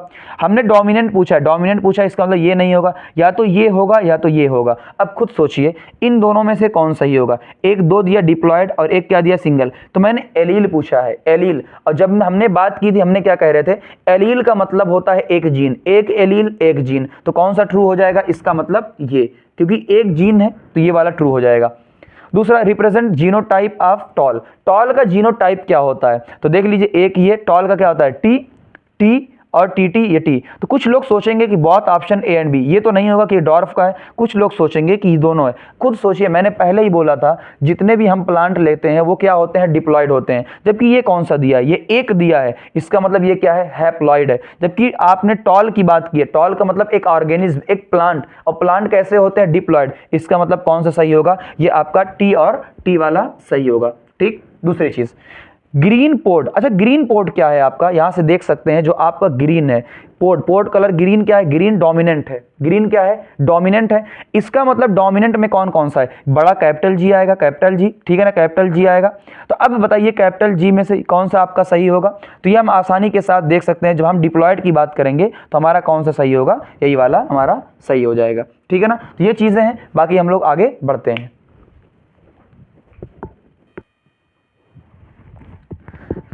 आइए ध्यान से देखते हैं, मैं फिर से एक बार कहता हूँ, हर एक पॉइंट इंपॉर्टेंट है, एक एक चीज़ को देखिएगा। हमने सबसे पहले क्या हमने किया, क्रॉस, ठीक है ना, क्रॉस किया है किसको, टॉल को डॉर्फ को। ट्रू ब्रीडिंग है, पहले ही बताया है, प्योर है, प्योर बता दिया। पेरेंट्स हमने कैसा लिया था, प्योर, तो एक टॉल लिया है, एक डॉर्फ लिया है ना। सबसे पहले ध्यान से देखेंगे, हमने टॉल और डॉर्फ को क्या करवाया है, क्रॉस करवाया। तो हमने क्या, मेंडल ने क्या देखा कि सारे के सारे क्या है, टॉल, तो F1 जनरेशन, इसको फिलियल 1 बोला जाता है, ठीक है ना। बस तो F सारे के सारे क्या आए हैं, टॉल। उसके बाद क्या करवाया गया है, सेल्फिंग। तो एक चीज़ यहाँ पर अच्छे से और लिख लीजिएगा कि जो पहली होगी वो क्या होगी, क्रॉस होगी, बाकी सारे के सारे क्या होंगे, आपके सेल्फिंग होंगे, ठीक है ना। इतनी ज़रूरत नहीं पड़ेगी, लेकिन पहला क्रॉस होता है, उसके बाद का सारा सेल्फिंग होता है। तो अब जब सेल्फिंग करवाई गई तो देखा गया कि टॉल और डॉर्फ दोनों मिले, क्या मिले, F2 जनरेशन में दोनों मिले, और दोनों एक रेशियो में मिले। और किस रेशियो में, 3 और 1 के रेशियो में। यानी अगर ये 3 है तो ये 1 है, ये 3000 है तो ये 1000 है, या ऐसे भी लिख सकते हैं 3/4 और 1/4। तो सबसे पहली चीज नोट, पहला F1 जनरेशन में जो फिनोटाइप है वो क्या मिला है, 1 टॉल, यानी फिनोटाइप कैसा मिला है, टॉल। अभी हम जीनोटाइप की बात नहीं कर रहे हैं, ठीक है, फिनोटाइप। F2 जनरेशन में टॉल भी मिला है, डॉर्फ भी मिला है, तो फिनोटाइप कितना मिला है, 2, टॉल और डॉर्फ। रेशियो क्या है, 3:1 का, ठीक है ना। आगे ऑब्जर्वेशन क्या है, ऑब्जर्वेशन मेंडल का जो ऑब्जर्वेशन है, तो हमने पहले सिलेक्ट किया, फिर क्रॉस किया, अब ऑब्जर्वेशन पर हम लोग पहुंच रहे हैं। तो ऑब्जर्वेशन पहला क्या है कि जो F1 जनरेशन ने completely resemble any of the parent, कि जो आपकी F1 जनरेशन होगी इन दोनों पेरेंट्स में से किसी न किसी में 100% रिसेंबल करेगी, मैच करेगी। तो देख लीजिए टॉल और डॉर्फ, और यहाँ भी क्या है, टॉल, तो ये टॉल और ये टॉल क्या है, आपस में मैच कर रहे हैं, ठीक है। F2 जनरेशन में क्या, both type of progeny observe, तो F2 जनरेशन में दोनों है, टॉल इंटू डॉर्फ, तो यहाँ भी टॉल और डॉर्फ, तो दोनों हैं, लेकिन एक ज़्यादा होगा, एक कम होगा, एक 3 होगा तो एक 1 होगा। तो ये भी चीज़ें हमने देख ली। फिर इन्फरेंस क्या निकाला, यानी इन सब चीज़ों से कंक्लूजन क्या निकाला गया, क्या मतलब निकाला गया। पहली चीज़ कि कुछ ना कुछ तो है, मेंडल ने सोचा कुछ ना कुछ तो है जो बिना बदले, कुछ ना कुछ है जो बिना बदले क्या है, चेंज हो रहा है, यानी बिना बदले पास हो रहा है पेरेंट्स से ऑफस्प्रिंग में। कुछ ना कुछ ऐसी चीज़ें तो हैं जो बिना बदले जो है पास हो रहा है, तभी तो हो रहा है। देखिए टॉल इंटू डॉर्फ, पहले टॉल आया और फिर क्या है, डॉर्फ आ गया, डॉर्फ जो बीच में छुप गया था F1 में वो फिर से आ गया। इसका मतलब कोई ना कोई चीज़ है जो बिना बदले आगे प्रोजेनी में जा रही है, ठीक है ना। वो क्या है, समथिंग, तो मेंडल ने कहा वो समथिंग है, वो समथिंग क्या है, फैक्टर, और इसी फैक्टर को बाद में जीन के नाम में जाना गया, जो कि यूनिट ऑफ इनहेरिटेंस है। तो आइए देखते हैं फैक्टर के बारे में कुछ चीज़ें देखते हैं, जो ध्यान से समझिएगा ना, ठीक, ये छोड़ भी सकते हैं लेकिन ध्यान से आप समझ लेंगे तो आपका कॉन्सेप्ट बूस्ट होगा। ये मैंने लिया टॉल और ये मैंने लिया आपका डॉर्फ, मैंने इसके 2 फैक्टर लिए, 2, एक ये T एंड T, 2 एलील, इसके भी मैंने T और T कलरफुल मैंने ले लिए ताकि आप, तो पहला हमने क्रॉस करवाया, क्या आया, टॉल। अब खुद सोचिए, यहाँ से एक उठाकर हमने कहाँ, यहाँ ले आया, यहाँ से एक उठाकर कहाँ ले आए, यहाँ पर ले आए। तो पहली चीज़ यहाँ पर देखिएगा, what is the factor, factor occur in pair, factor किसमें ऑकर करते हैं, पेयर। देख लीजिए 2 ये हैं, 2 ये हैं, 2 ये हैं, तो फैक्टर किसमें ऑकर करते हैं, पेयर में। पहली पॉइंट क्लियर हो गई। यहाँ पर मिक्सिंग नहीं होती, यहाँ पर मिक्सिंग नहीं होती, अभी आगे यूज होगा, क्या मतलब इसका कि मिक्सिंग नहीं होगी। दूसरा, out of pair only 1 factor pass into offspring, तो ये कहा गया कि इन दोनों, पहली चीज तो क्या होते हैं कि फैक्टर जो है पेयर में होते हैं। दूसरा, इन जो पेयर में से कोई ना कोई एक आता है, तो खुद देख लीजिए इन दोनों में से कोई एक आया है, इन दोनों में से कोई एक आया है, यानी पेयर में से कोई एक ही आगे पेरेंट से आगे बढ़ता है। जैसे X और Y में से कोई एक आगे बढ़ता है ना ह्यूमन के अंदर, वही सेम चीज़ क्या है हम लोग यहाँ देख सकते हैं। तो पहले ये आया था ह्यूमन वाला, तो बाद में अभी हम लोग पढ़ेंगे, तो हम इसके अकॉर्डिंग समझ सकते हैं कि हमने ऑलरेडी पढ़ चुके हैं वो सारी चीज़ें ना, जानते होंगे। पहली चीज ये पेयर में है, ये भी पेयर में है, हो गया, ये भी पेयर में है, इसका एक आया, इसका भी क्या आया 1, तो दूसरा पॉइंट क्लियर हो गया। तीसरी चीज़ क्या है, जब हमने इसकी क्या करवा दी है अपना फिर से ना कि टी एंड टी को हमने क्या करवा दिया, सेल्फिंग करवा दी कि ये टी एंड टी और फिर ये हमने टी एंड टी ले लिया। तो हमने देखा था कि 3:1 के रेशियो में टॉल टॉल टॉल और लास्ट में क्या आ रहा था, डॉर्फ आ रहा था। अब खुद सोचिए, या मैंने 2-3 चीज़ें बताई हैं अच्छे से, ये टी तो ये भी टी, ये पूरा का पूरा क्या है टी, यहाँ से एक आया, यहाँ से एक आया, देखो ये एक टी बड़ा टी एक छोटा टी, दोनों कलर, यहाँ दोनों कलर, और यहाँ पर क्या है आपका डॉर्फ में, यानी ये पूरा का पूरा क्या आ चुका है कलर। अब खुद सोचिए, क्या ये टी और टी दोनों सिमिलर फैक्टर हैं, देख लीजिए हाँ, और सिमिलर फैक्टर को हम लोग क्या बोलते थे, होमोजाइगस, याद आ रहा होगा। जबकि ये टी और ये टी क्या है आपका डिसिमिलर है, तो इसको क्या बोलेंगे हम लोग, हेट्रोजाइगस। और ये भी हेट्रोजाइगस, और ये टी और टी क्या है सिमिलर, तो इसको क्या बोलेंगे, इसको भी बोलेंगे हम लोग होमोजाइगस। अब सबसे पहली चीज़ हम लोग देखते हैं ध्यान से, ठीक है ना, ये तो हो चुकी। What is a mono hybrid cross, ठीक है ना, एक ऐसा क्रॉस जिसमें आप लोग एक कैरेक्टर को स्टडी करते हो। क्या हम लोगों ने यहाँ पर सिर्फ और सिर्फ टॉल को स्टडी, कैरेक्टर हाइट को स्टडी किया है? ध्यान, मोनो हाइब्रिड का मतलब जब हम सिर्फ किसी एक कैरेक्टर को स्टडी कर रहे हों, जैसे हम प्लांट की हाइट को स्टडी कर रहे हों, या हेयर के कलर को स्टडी कर रहे हों, आई के कलर को स्टडी कर रहे हों, जब एक कैरेक्टर को स्टडी करते हैं वो क्या हो जाता है, मोनो हाइब्रिड। डाई हाइब्रिड क्या आता है, जब एक साथ दो कैरेक्टर को स्टडी करते हैं। मान लीजिए मैंने ले लिया एक प्लांट टाल है और उसका सीड कैसा है, राउंड है, तो क्या मैंने दो कैरेक्टर लिया, एक टॉल का एक राउंड का, अब दो कैरेक्टर आ गए तो क्या हो जाएगा, डाई हाइब्रिड हो जाएगा। तो यहाँ पर तो लॉ ऑफ इनहेरिटेंस इसके बेस पे दिए, दो लॉ हैं, law of dominance, law of segregation. तो पहला क्वेश्चन यहाँ ये बन जाता है कि what is the mono hybrid cross, तो एक कैरेक्टर को स्टडी कर रहे हैं, और मोनो हाइब्रिड का लॉ क्या होता है, लॉ ऑफ डोमिनेंस और लॉ ऑफ सेग्रीगेशन। आइए समझते हैं what is the law of dominance, पहले इसको समझते हैं फिर इस पर एक बार और आते हैं। पहली चीज, अच्छा, लॉ ऑफ डोमिनेंस जो होता है टू एंड डिप्लॉयड के लिए वैलिड होता है। बहुत इंपॉर्टेंट क्वेश्चन है कि डिप्लॉयड के लिए होता है, ये हम प्लांट की बात कर रहे हैं, मैंने पहले ही बोला था प्लांट क्या होता है आपका, डिप्लॉयड होता है। तो पहला क्वेश्चन वो हो गया। दूसरा, लॉ ऑफ डोमिनेंस क्या कहता है, trait is control by discrete unit factor. हाँ, हमने देखा था जो ट्रेट है उसको कंट्रोल कौन करता है, फैक्टर। दूसरा, फैक्टर ऑकर इन पेयर, तो फैक्टर सारे के सारे पेयर में है, देख लीजिए सारे के सारे T T T T T T T T, तो सारे के सारे क्या है, पूरे आप देख सकते हैं कि पेयर में है, कोई भी अकेला नहीं है। तीसरा सबसे इंपॉर्टेंट पॉइंट, इन हेट्रोजाइगस, इस हेट्रोजाइगस के अंदर one is dominant and one is recessive. अब आप खुद सोचिए, यहीं से अब पूरी की पूरी बातें मैं आपको समझाते हुए चल रहा हूं। यहाँ पर टॉल है, यहाँ पर डॉर्फ है, लेकिन हमने टॉल और डॉर्फ को क्रॉस करवाया तो क्या आ गया, टॉल। इसका मतलब टॉल क्या है अपना, डोमिनेंट है। टॉल कैसा है, डोमिनेंट है। पहली चीज तो ये हो गई। जबकि अच्छा, अगर टॉल डोमिनेंट है तो दूसरा वाला क्या हो जाएगा, रिसेसिव। तो डोमिनेंट का मतलब क्या होता है, मैंने पहले ही बताया, जो अपने आप को एक्सप्रेस कर दे, जो अपने आप को एक्सप्रेस कर दे, अपने आप को शो ऑफ कर दे। जैसे मैं और मेरा भाई हैं, तो मैं सामने आ जा रहा हूँ, इसका मतलब मैं अपने आप को एक्सप्रेस कर रहा हूँ, मैं अपने भाई को पीछे कर दे रहा हूँ, ठीक है ना, वो नहीं आएगा। इसका मतलब समझिए, तो जो अपने आप को एक्सप्रेस कर दे रहा है वही क्या होता है, डोमिनेंट होता है। तो यहाँ पहली चीज तो ये क्लियर हो गई। दूसरी चीज क्या होती है आपकी, मान लीजिए हेट्रोजाइगस, अच्छा देखिए ये तो टॉल है, टी टी टॉल ही रहेगा, ये छोटा टी क्या रहेगा, ये आपका डॉर्फ ही रहेगा। लेकिन जब हेट्रोजाइगस की बात करेंगे, डिसिमिलर पेयर की बात करेंगे, जब बड़ा टी भी है छोटा टी भी है, अब क्या होगा, जब बड़ा टी भी है और छोटा टी भी है तो अब क्या होगा, तो एक अपने आप को डोमिनेंट करेगा, जो आगे आएगा एक्सप्रेस करेगा वो डोमिनेंट हो जाएगा। तो सबको पता है कौन सा डोमिनेंट होता है, ये टी वाला। तो जो कैपिटल टी है इसका ये क्या होता है, डोमिनेंट कर जाता है, इसका मतलब टी एंड टी में क्या होगा, टॉल होगा। क्यों, ये बड़े वाले टी ने डोमिनेंट कर लिया और बड़ा वाला टी क्या होता था, टॉल होता था।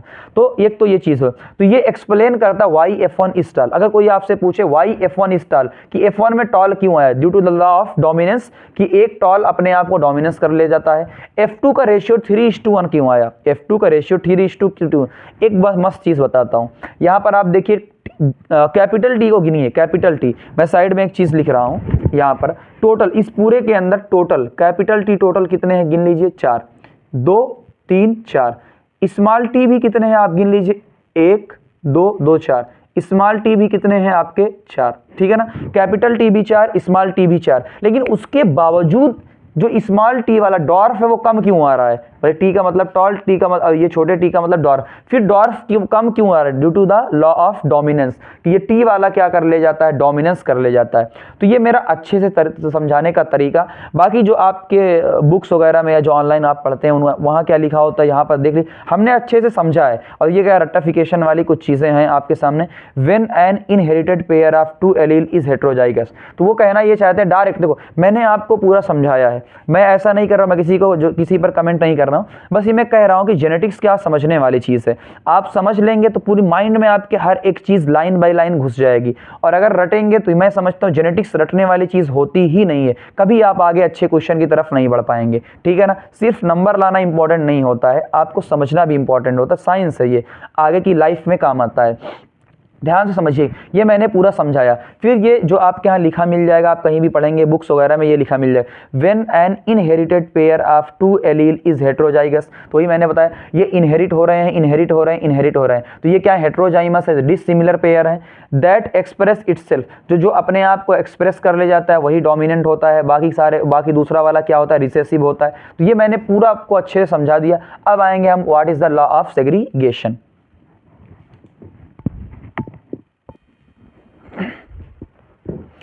आइए एक इंपॉर्टेंट लॉ की तरफ आते हैं, लॉ ऑफ सेग्रीगेशन। बहुत मुश्किल आती है बच्चों को, तो यहाँ समझिएगा। सेग्रीगेशन का मतलब क्या होता है? सेपरेशन। आप पिछले फिगर को मैच करिएगा जो मैंने अप्रॉक्स यहाँ पर बनाया था, बार बार बनाना बहुत भारी पड़ता है ना, इसलिए नहीं बना रहा हूँ, लेकिन समझ जाएंगे, सिंपल सी चीज़ है। वहाँ फिगर को ध्यान दीजिएगा। मैंने क्या लिखा है? During the gamete formation. ये मैंने क्या लिया? मान लीजिए एक भी कोई आपका लिया है, 2n लिया है, डिप्लॉयड लिया है, 2 जीन लिया हुआ है। तो जब ये मियोसिस के दौरान और मियोसिस कब होती है? जब गैमीट फॉर्मेशन होता है। मियोसिस कब होती है? जब 2n से n बनता है तो क्या होती है? मियोसिस डिवीजन होती है। तो ड्यूरिंग द गैमीट फॉर्मेशन इसके अंदर जो 2 एलील थे, एक अलग चला जाएगा, एक अलग चला जाएगा। मैंने वहाँ पर लिखा था कि मिक्सिंग नहीं होती, क्योंकि अगर मिक्सिंग हो जाती, अगर T और T मिक्स हो जाता, क्या फिर ये गैमीट फॉर्मेशन के दौरान अलग हो पाता? बिल्कुल अलग नहीं हो पाता। जैसे एग्जाम्पल के तौर पर मैं ये कहूँ, ये 2 मार्कर हैं, अगर ये तो आपस में इनको मिक्स कर दिया जाए, एकदम अंदर से अंदर सिकोड़ पूरा मिक्स कर दिया जाए, क्या अलग हो पाएंगे? बिल्कुल अलग नहीं हो पाएंगे। तो पहली चीज़ क्या होती है कि जो एलील होती है या जो आपकी जीन होती है, ये जो मैंने बताया फैक्टर होते हैं, ये कभी ब्लेंडिंग शो नहीं करते, यानी मिक्सिंग शो नहीं करते। मैंने वहाँ भी बताया था, जब मिक्सिंग शो नहीं करते मतलब ऐसे हैं। तो गैमीट फॉर्मेशन जब इनके अंदर मियोसिस होगी, ये 2n है, जैसे ही मियोसिस होगी तो एक अलग हो जाएगा और एक अलग हो जाएगा, तो ये अलग चला जाएगा, ये अलग चला जाएगा। तो 2n से क्या बन गए हैं? n बन गए हैं। ये बात आपको समझ में आई, ठीक है ना। तो 2n से आप क्या बन गए हैं? n बन गए हैं। अच्छा, इन दोनों में ध्यान समझिएगा, ये आपके हेट्रोजाइगस है, देखिए T और T अलग अलग हेट्रोजाइगस हैं, तो एक अलग गैमीट बना, एक अलग गैमीट बना। लेकिन अगर इसको हम होमोजाइगस लेते हैं, कई लाइन लिखती हैं कि अगर हम होमोजाइगस ले लेते हैं तो ये T और ये T क्या है? दोनों सेम। तो गैमीट क्या बनते हैं? सिमिलर। और यहाँ गैमीट क्या बनते हैं? डिसिमिलर, यानी अलग अलग बनते हैं। तो कुछ पॉइंट्स आइए पढ़ते हैं। पहला, फैक्टर नॉट शो ब्लेंडिंग। तो ये जो फैक्टर था मैंने बताया था फैक्टर पेयर में होता है, तो जो फैक्टर था वो ब्लेंडिंग शो नहीं करता, यानी मिक्सिंग शो नहीं करता है। दूसरा, सेग्रीगेट ड्यूरिंग गैमीट फॉर्मेशन। तो जब गैमीट फॉर्मेशन होता है तो दोनों अलग हो जाते हैं, सेग्रीगेट हो जाते हैं, अलग हो जाते हैं। मियोसिस के दौरान, अच्छा एनाफेज 1, जो लोग 12th में देख रहे होंगे ये वीडियो, तो एनाफेज 1 होती है जो क्लास 11th में पढ़ाई जाती है। तो एनाफेज 1 में क्या होता है? ये गैमीट फॉर्मेशन से सेपरेट होते हैं। Again combine in of spring, लेकिन फिर में बाद में जब फिर से सेल्फिंग कराई जाती है, ऑफ स्प्रिंग बनता है, तो फिर से क्या हो जाते हैं? ये बन जाते हैं। तो यानी हमने सिंपल सी बात आपको समझाई, सिंपल सी। सेग्रीगेशन क्या होता है? ये आपकी एलील है, तो एलील जो है ये फैक्टर जो आपका है, फैक्टर ब्लेंडिंग शो नहीं करता है। ब्लेंडिंग का मतलब क्या होता है? मिक्सिंग। तो ये आपस में एकदम मिक्स नहीं होंगे, तो इसका मतलब क्या होगा कि जैसे ही गैमीट फॉर्मेशन होगा, ये 2n से, ये 2n है, देखो 2n है, तो ये n अलग हो गया और ये n क्या हो गया? अलग। तो ये दोनों अलग होंगे। बाद में जब गैमीट फॉर्मेशन के बाद जब ये आपका बनेगा, बाद में लास्ट में ये जो मैंने लिखा है आपका कंबाइन होंगे ऑफ स्प्रिंग, तो फिर से ये लास्ट में कंबाइन हो जाएंगे। तो पहले क्या थे? 2n, फिर क्या हुए? गैमीट फॉर्मेशन के दौरान सेपरेट हुए, लास्ट में जब ऑफ स्प्रिंग बनेगी फिर से क्या हो जाएंगे? कंबाइन हो जाएंगे। यही चीज़ मैंने आपकी लिखी है। अच्छा, 50% chance each gamete receive 1 factor out of pair. तो ये पेयर है, हर गैमीट के अंदर एक फैक्टर होगा। देख ली, यहाँ से एक टी यहाँ गया, एक टी यहाँ, तो 50% चांसेस है कि ये टी और ये टी, ये टी, ये टी, तो दोनों में से सिर्फ एक फैक्टर जाएगा, ठीक है ना, ये गैमीट के अंदर। तो गैमीट के अंदर क्या होता है? सिर्फ और सिर्फ एक कैरेक्टर के एक फैक्टर होंगे। तो ये बहुत इंपॉर्टेंट चीज़ है, गैमीट के अंदर सिर्फ एक फैक्टर एक जो आपका क्या होगा फैक्टर होंगे, गैमीट के अंदर एक एलील होंगे, पहली चीज़। दूसरा मोनोहाइब्रिड डाईहाइब्रिड, आइए देखते हैं, बहुत इंपॉर्टेंट चीज़ है। मोनोहाइब्रिड का मतलब यहाँ भी 2 है, मोनोहाइब्रिड का मतलब मैंने क्या लिया, एक कैरेक्टर लिया, तो टॉल का एक कैरेक्टर लिया T तो एक गैमीट ये बना, एक गैमीट ये बना, तो बताइए 50% एक कैरेक्टर।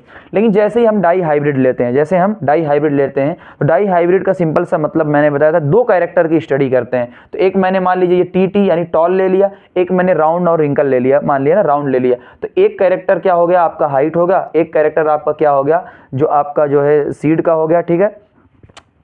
तो ये आपका T है, तो एक गैमीट बनेगा T और एक गैमीट बनेगा R। अब आपस में कंबाइन कई तरीके होते हैं, आइए मैं 2 तरीका बताता हूँ। पहला तरीका क्या है, इस T को इस R से मल्टीप्लाई करिए, ठीक है, फिर इस T को इस R से करिए 2, फिर इस T को इस R से देख लीजिए, और फिर इस T को इस R से, तो आपस में क्या करें 4, तो 4 गैमीट बन जाएंगे। यहाँ 2 बनते थे, यहाँ क्या बन जाएंगे 4 गैमीट बन जाएंगे, पहली चीज़, ठीक है ना।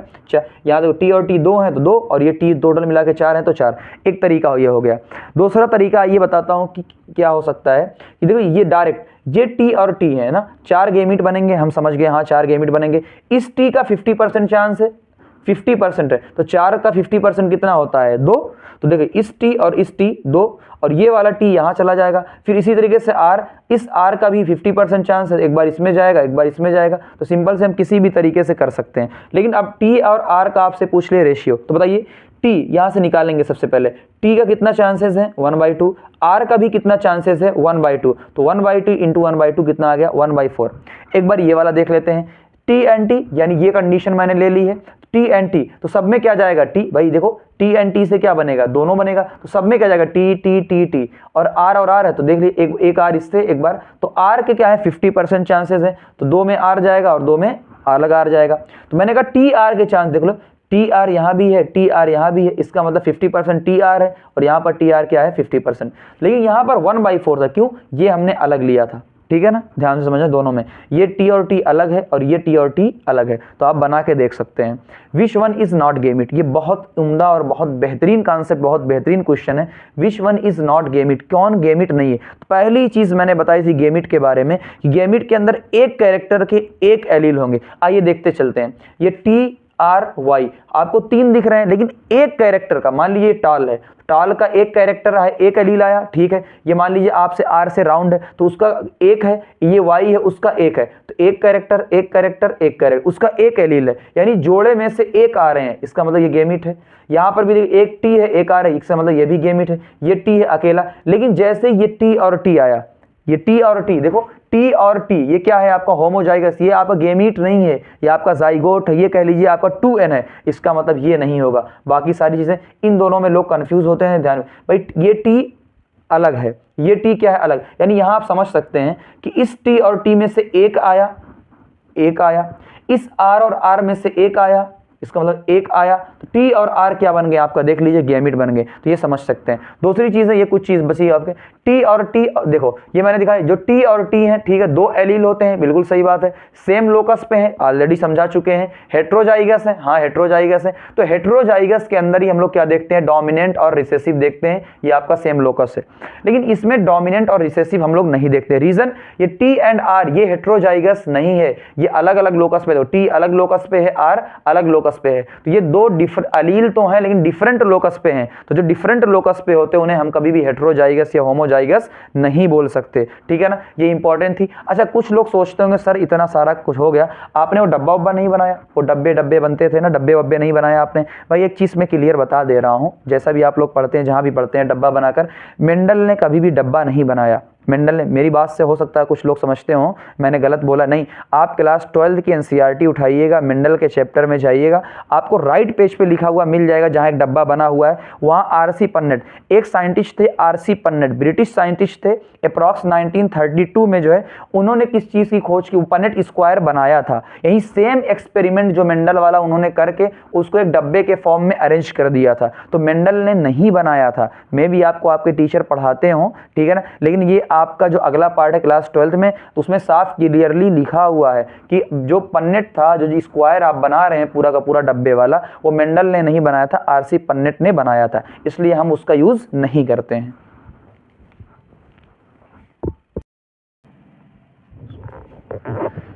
ये कुछ पॉइंट्स लिखे हुए हैं। अब तक तो आपको सारी चीज़ें पता ही चल गई होंगी, है ना। तो हम लोग देखते हैं, इसलिए मैंने आपको रटवाया नहीं था ना, बस समझाया था। आइए देखते हैं होमोजाइगस क्या होता था। तो मैंने बताया था एक ही लोकस के ऊपर, एक ही लोकस, यानी ये दोनों एक ही लोकस के ऊपर क्या है, दोनों पॉइंट सेम है। तो देख लीजिए टी और टी क्या है, सेम। टी और टी क्या है, सेम है। तो इसका मतलब होमो, दोनों के दोनों क्या है, सेम। हेट्रोजाइगस का मतलब क्या है, एक अलग है, एक अलग है। तो एक ही लोकस पर एक ही कैरेक्टर है टॉल का, समझिए, एक ही कैरेक्टर है टॉल का, एक ही लोकस पर है, लेकिन टी अलग है और टी अलग है, एक टॉल का एक डॉर्फ का है। लेकिन इसका मतलब हेट्रोजाइगस। डोमिनेंट का मतलब जिसने F1 में अपने आप को एक्सप्रेस कर दिया था वो टॉल, और जिसने नहीं किया था वो डॉर्फ। अच्छा, टॉल का मतलब टी, ये क्या है, बड़ा वाला टी, डोमिनेंट एलील है तो टॉल का, लेकिन एलील है ना, तो डोमिनेंट एलील जब हम ऐसे लिखेंगे। और ये क्या है, रिसेसिव एलील है। अगला जीनोटाइप, देख लीजिए genotype, T T T T T T सारी चीजें ये क्या है, होती हैं आपकी जीनोटाइप होती हैं। ऑर्गेनिज्म के अंदर मैंने पहले ही बताया था 2n होता है, डिप्लॉयड होता है, इसलिए दो दो जोड़े के फॉर्म में है। जबकि गेमीट के अंदर एक एक होता था, तो इसलिए देखिए जोड़े के फॉर्म में नहीं है ना। ये चीज क्लियर हो गई। फिनोटाइप क्या होता है, सिर्फ ऑर्गेनिज्म का हो सकता है, टॉल या डॉर्फ। आप किसी भी गेमीट का फिनोटाइप नहीं बताते हैं। ये चीज क्लियर, ठीक है। ये क्वेश्चन बहुत अच्छा क्वेश्चन, विच इज डिप्लॉयड, ध्यान से समझिएगा, बहुत अच्छा क्वेश्चन है। 2 फैक्टर ऑफ डिफरेंट लोकस। दो डिप्लॉयड क्या होते हैं, सिंपल सी कहानी मैंने बताई थी। डिप्लॉयड क्या होते हैं आपके, कि एक ही लोकस पे आपके क्या हो, 2 जीन हो, एक ही लोकस पे होने चाहिए। तो क्या है, 2 फैक्टर, ठीक है, 2 फैक्टर सब में कॉमन है। डिफरेंट लोकस नहीं भाई, देख लो, डिफरेंट लोकस यानी टी अलग हो, आर अलग हो, तो ये कभी भी आपका डिप्लॉयड नहीं होता, ये क्या होता है, हैप्लॉयड। डिफरेंट कैरेक्टर यानी एक टॉल का है, एक मान लीजिए राउंड का है, तो ये भी नहीं हो सकता। अब ये देखिए एक, ये बहुत है, T T T T T T, क्या सारे के सारे एक ही कैरेक्टर के हैं भाई, 2 हैं, और लोकस क्या है इनका, सेम। तो ये हमारा क्या हो जाएगा आपका, ये आपका डिप्लॉयड हो जाएगा, यानी ये वाला ऑप्शन आपका सही। अब आते हैं हम लोग फाइनल कंक्लूजन के ऊपर, मोनोहाइब्रिड का फाइनल कंक्लूजन। अच्छे से समझा है, अब आपको चुटकियों में खेल खत्म हो जाएगा। देखिए हमने टॉल और डॉर्फ लिया। क्या जो आपके पेरेंट्स हैं, पूरे के पूरे पेरेंट आपके प्योर हैं, बिल्कुल देखो पूरा प्योर, ठीक है, प्योर है। अच्छा, प्योर को ही हम लोग क्या कहते हैं, होमोजाइगस। तो प्योर को ही हम लोग क्या कहते हैं, होमोजाइगस। इसका हमने क्या किया, क्रॉस करवाया। सबसे पहला क्या करवाते थे, क्रॉस, उसके बाद सेल्फिंग। जैसे ही क्रॉस करवाया हमें क्या मिला, टॉल। टॉल क्यों मिला, लॉ ऑफ डोमिनेंस, है ना, टॉल मिला। लेकिन ये कैसा, टी, ये कैसा था, टी और टी, यानी हाइब्रिड था। तो यानी F1 में क्या मिलेगा, हाइब्रिड। अरे हाइब्रिड का मतलब क्या है, हेट्रोजाइगस। यहाँ फिनोटाइप क्या है, एक, देखिए टॉल है। जीनोटाइप भी क्या है, टी और टी, तो जीनोटाइप भी क्या है, एक, यानी हाइब्रिड है, ठीक है। अब इस हाइब्रिड का हमने क्या करवाया है, सेल्फिंग। सेल्फिंग का मतलब क्या होता है, इसको इसी से मल्टीप्लाई कर दो, इसको इसी से मल्टीप्लाई कर दो, वो क्या हो जाती है, सेल्फिंग। तो F2 जनरेशन आई। अब सुनो, ये रिजल्ट हमारा आया था, हमने देखा था। आइए देखते ही कैसे आया होगा, ध्यान से। ये टी, क्या लॉ ऑफ सेग्रीगेशन में एक गेमिट इसका बना, एक गेमिट इसका बना, देख लीजिए, एक गेमिट इसका बना, एक गेमिट इसका बना, ठीक है, आराम से। अब सुनो, कई तरीका हो सकता है, ये तरीका मैंने बताया जो बहुत सारी बुक्स में होता है। सिंपल देखो, ये वाला टी इसके साथ जा सकता है, तो टी बन गया। ये वाला टी इसके साथ जा सकता है, ठीक है, 2 बन गया। फिर ये वाला टी इसके साथ जा सकता है, फिर ये वाला टी इसके साथ जा सकता है। तो मैंने सारा क्रॉस बना के दिखा दिया आपको। यही सेम चीज यहां पर उतार दी है। तो 3 टॉल आए हैं, एक डॉर्फ आया है। बात समझ में आई ना, क्यों आया ऐसा। तो ये टॉल और ये टी डॉर्फ। ये वाला मैंने बताया था आपको, टी और टी में जब हेट्रोजाइगस होता है, एक अपने आप को डोमिनेट कर लेता है। तो इसमें टी वाले ने डोमिनेट कर लिया, तो टॉल है। तो F2 में फिनोटाइप कितना आया आपका, देख लिए फिनोटाइप, एक टॉल आया और एक डॉर्फ आया, ठीक है।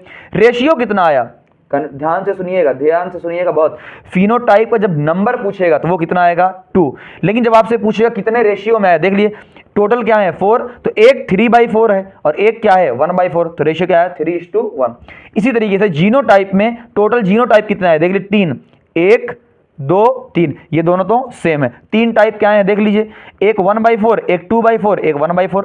अच्छा, 1/4 क्यों लिख रहे हैं हम लोग, देखो टोटल क्या है 4, उसमें से एक तो 1/4, ये 2/4 क्यों है, ये और ये क्या है, दोनों देख लो सेम है, 2/4। रेशियो कितना आएगा, 1:2:1, पहली चीज, ठीक है ना। अच्छा, एक चीज मैं भूल गए थे, डिफरेंस मोनो हाइब्रिड में और डाई हाइब्रिड में। अच्छा, मोनो हाइब्रिड में क्या होता है, एक ही लोकस पर एक कैरेक्टर होता है, 1 लोकस 1 कैरेक्टर। जैसे यहां पर हमने सिर्फ क्या लिया है, टॉल, प्लांट की हाइट लिया है, जिसमें टॉल एंड डॉर्फ आए। आइए डाई हाइब्रिड में आते हैं। डाई हाइब्रिड का मतलब क्या होता है, 2 लोकस होंगे। अरे भाई 2 लोकस होंगे तो 2 कैरेक्टर होंगे। जैसे प्लांट हाइट एक कैरेक्टर है, सीड शेप एक कैरेक्टर है। प्लांट हाइट टॉल और dwarf, seed shape round and wrinkle. जबकि यहां पर सिर्फ हम लोग किसकी बात कर रहे थे, प्लांट हाइट की बात कर रहे थे। यहां दो कैरेक्टर की स्टडी करेंगे। आइए देखते हैं, हमने क्या पेरेंट्स को लिया है, टॉल और राउंड, ड्वार्फ एंड रिंकल। इसमें देखो ध्यान से, इसमें टॉल डोमिनेंट है, इसमें राउंड डोमिनेंट है। तो टॉल और राउंड को लिया, ड्वार्फ और रिंकल को लिया। तो इसमें ये बड़े कैपिटल लेटर से, ये छोटे छोटे लेटर से। ये चीज क्लियर यहां तक, ठीक है। हमने सबसे पहले क्रॉस करवाया तो हमें क्या मिला, F1 में टॉल और राउंड मिले होंगे, जाहिर सी बात है, जो डोमिनेंट होंगे वही मिलेंगे। तो टॉल और राउंड मिले, कैसे, TTRR, हाइब्रिड मिलते थे।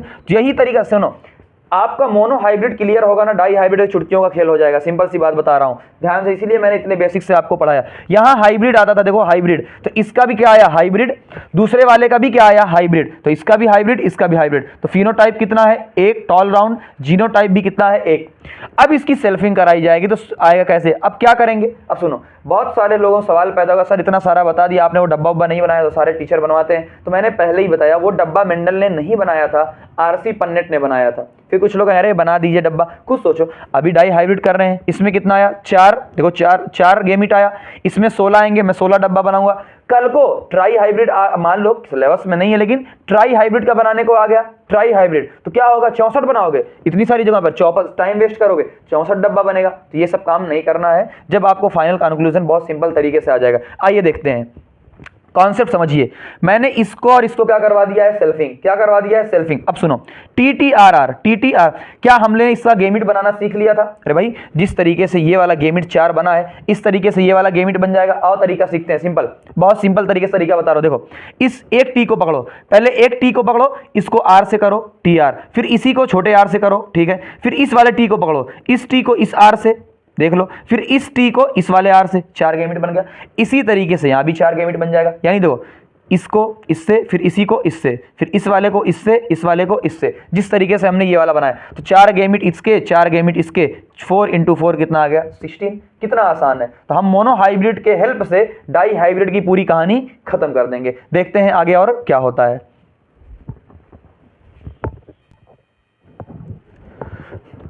आइए डाई हाइब्रिड क्रॉस को बहुत ही अच्छे तरीके से, सिंपल तरीके से हम लोग समझते हैं मोनो हाइब्रिड की हेल्प से। तो बहुत सिंपल से, बहुत ध्यान से देखिएगा, आपको बड़ा बड़ा डब्बा उब्बा बनाने की ज़रूरत नहीं पड़ेगी। कोई भी आपको दे दे, हज़ारों तक आप बना ले जाएंगे। सिंपल देखिए, monohybrid into monohybrid dihybrid, यानी दो मोनो हाइब्रिड को क्रॉस करा दो, मल्टीप्लाई कर दो, आपका क्या बन जाएगा, डाई हाइब्रिड। आइए देखते हैं, हमने क्या लिया, टॉल इंटू ड्वार्फ हमने लिया। ये पूरी कहानी हमने देख लिया था, टॉल इंटू ड्वार्फ वाली, कि पहले में टॉल बनता है, सेल्फिंग करवाते हैं, फिनोटाइप 2 आता है, जीनोटाइप कितना आता है, पूरा का पूरा। इसी तरीके से अगर हम एक और कैरेक्टर ले लें, राउंड और रिंकल का, तो पहले में क्या आएगा भाई, राउंड डोमिनेंट होता है, राउंड आएगा, इसका भी फिनोटाइप 2 आएगा, राउंड का 3/4, रिंकल का 1/4, जीनोटाइप पूरा का पूरा ये आएगा। अब हम क्या कर रहे हैं, इसी रिजल्ट को यूज करके हम क्या बनाएंगे, अपना डाई हाइब्रिड क्रॉस, जो कि tall round into dwarf wrinkle था, ठीक है ना, इसी का। तो पहले में क्या आएगा, टॉल और राउंड। तो आइए देखते हैं, टॉल और राउंड की जब हम लोग क्या करवाएंगे सेल्फिंग, तो क्या प्रोड्यूस होगा। आइए देखते हैं, सिंपल सी देखो, फिनोटाइप क्या आएगा, इन दोनों को मल्टीप्लाई करिए, 2 × 2 कितना आया, 4, कितना आया, 4। अब रेशियो क्या आएगा, रेशियो निकालने के कई तरीके हैं, आइए देखते हैं। पहला टॉल और राउंड, हम लिखते हैं टॉल और राउंड, ये 3/4, ये राउंड का आपका, ये भी 3/4, 3/4 × 3/4 9/16।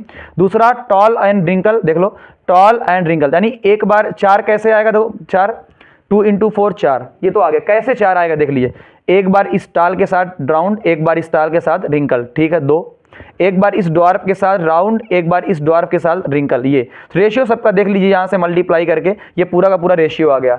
रेशियो आने के बाद 9:3:2, ये पूरा रेशियो आ गया। एक और दूसरा तरीका, टॉल और ड्वार्फ हमने लिया है, ठीक है, और दूसरा राउंड और हमने रिंकल लिया, यही चीज़ लिया था। बस देखो, ये टॉल ड्वार्फ और राउंड रिंकल, बस इसमें अलग अलग।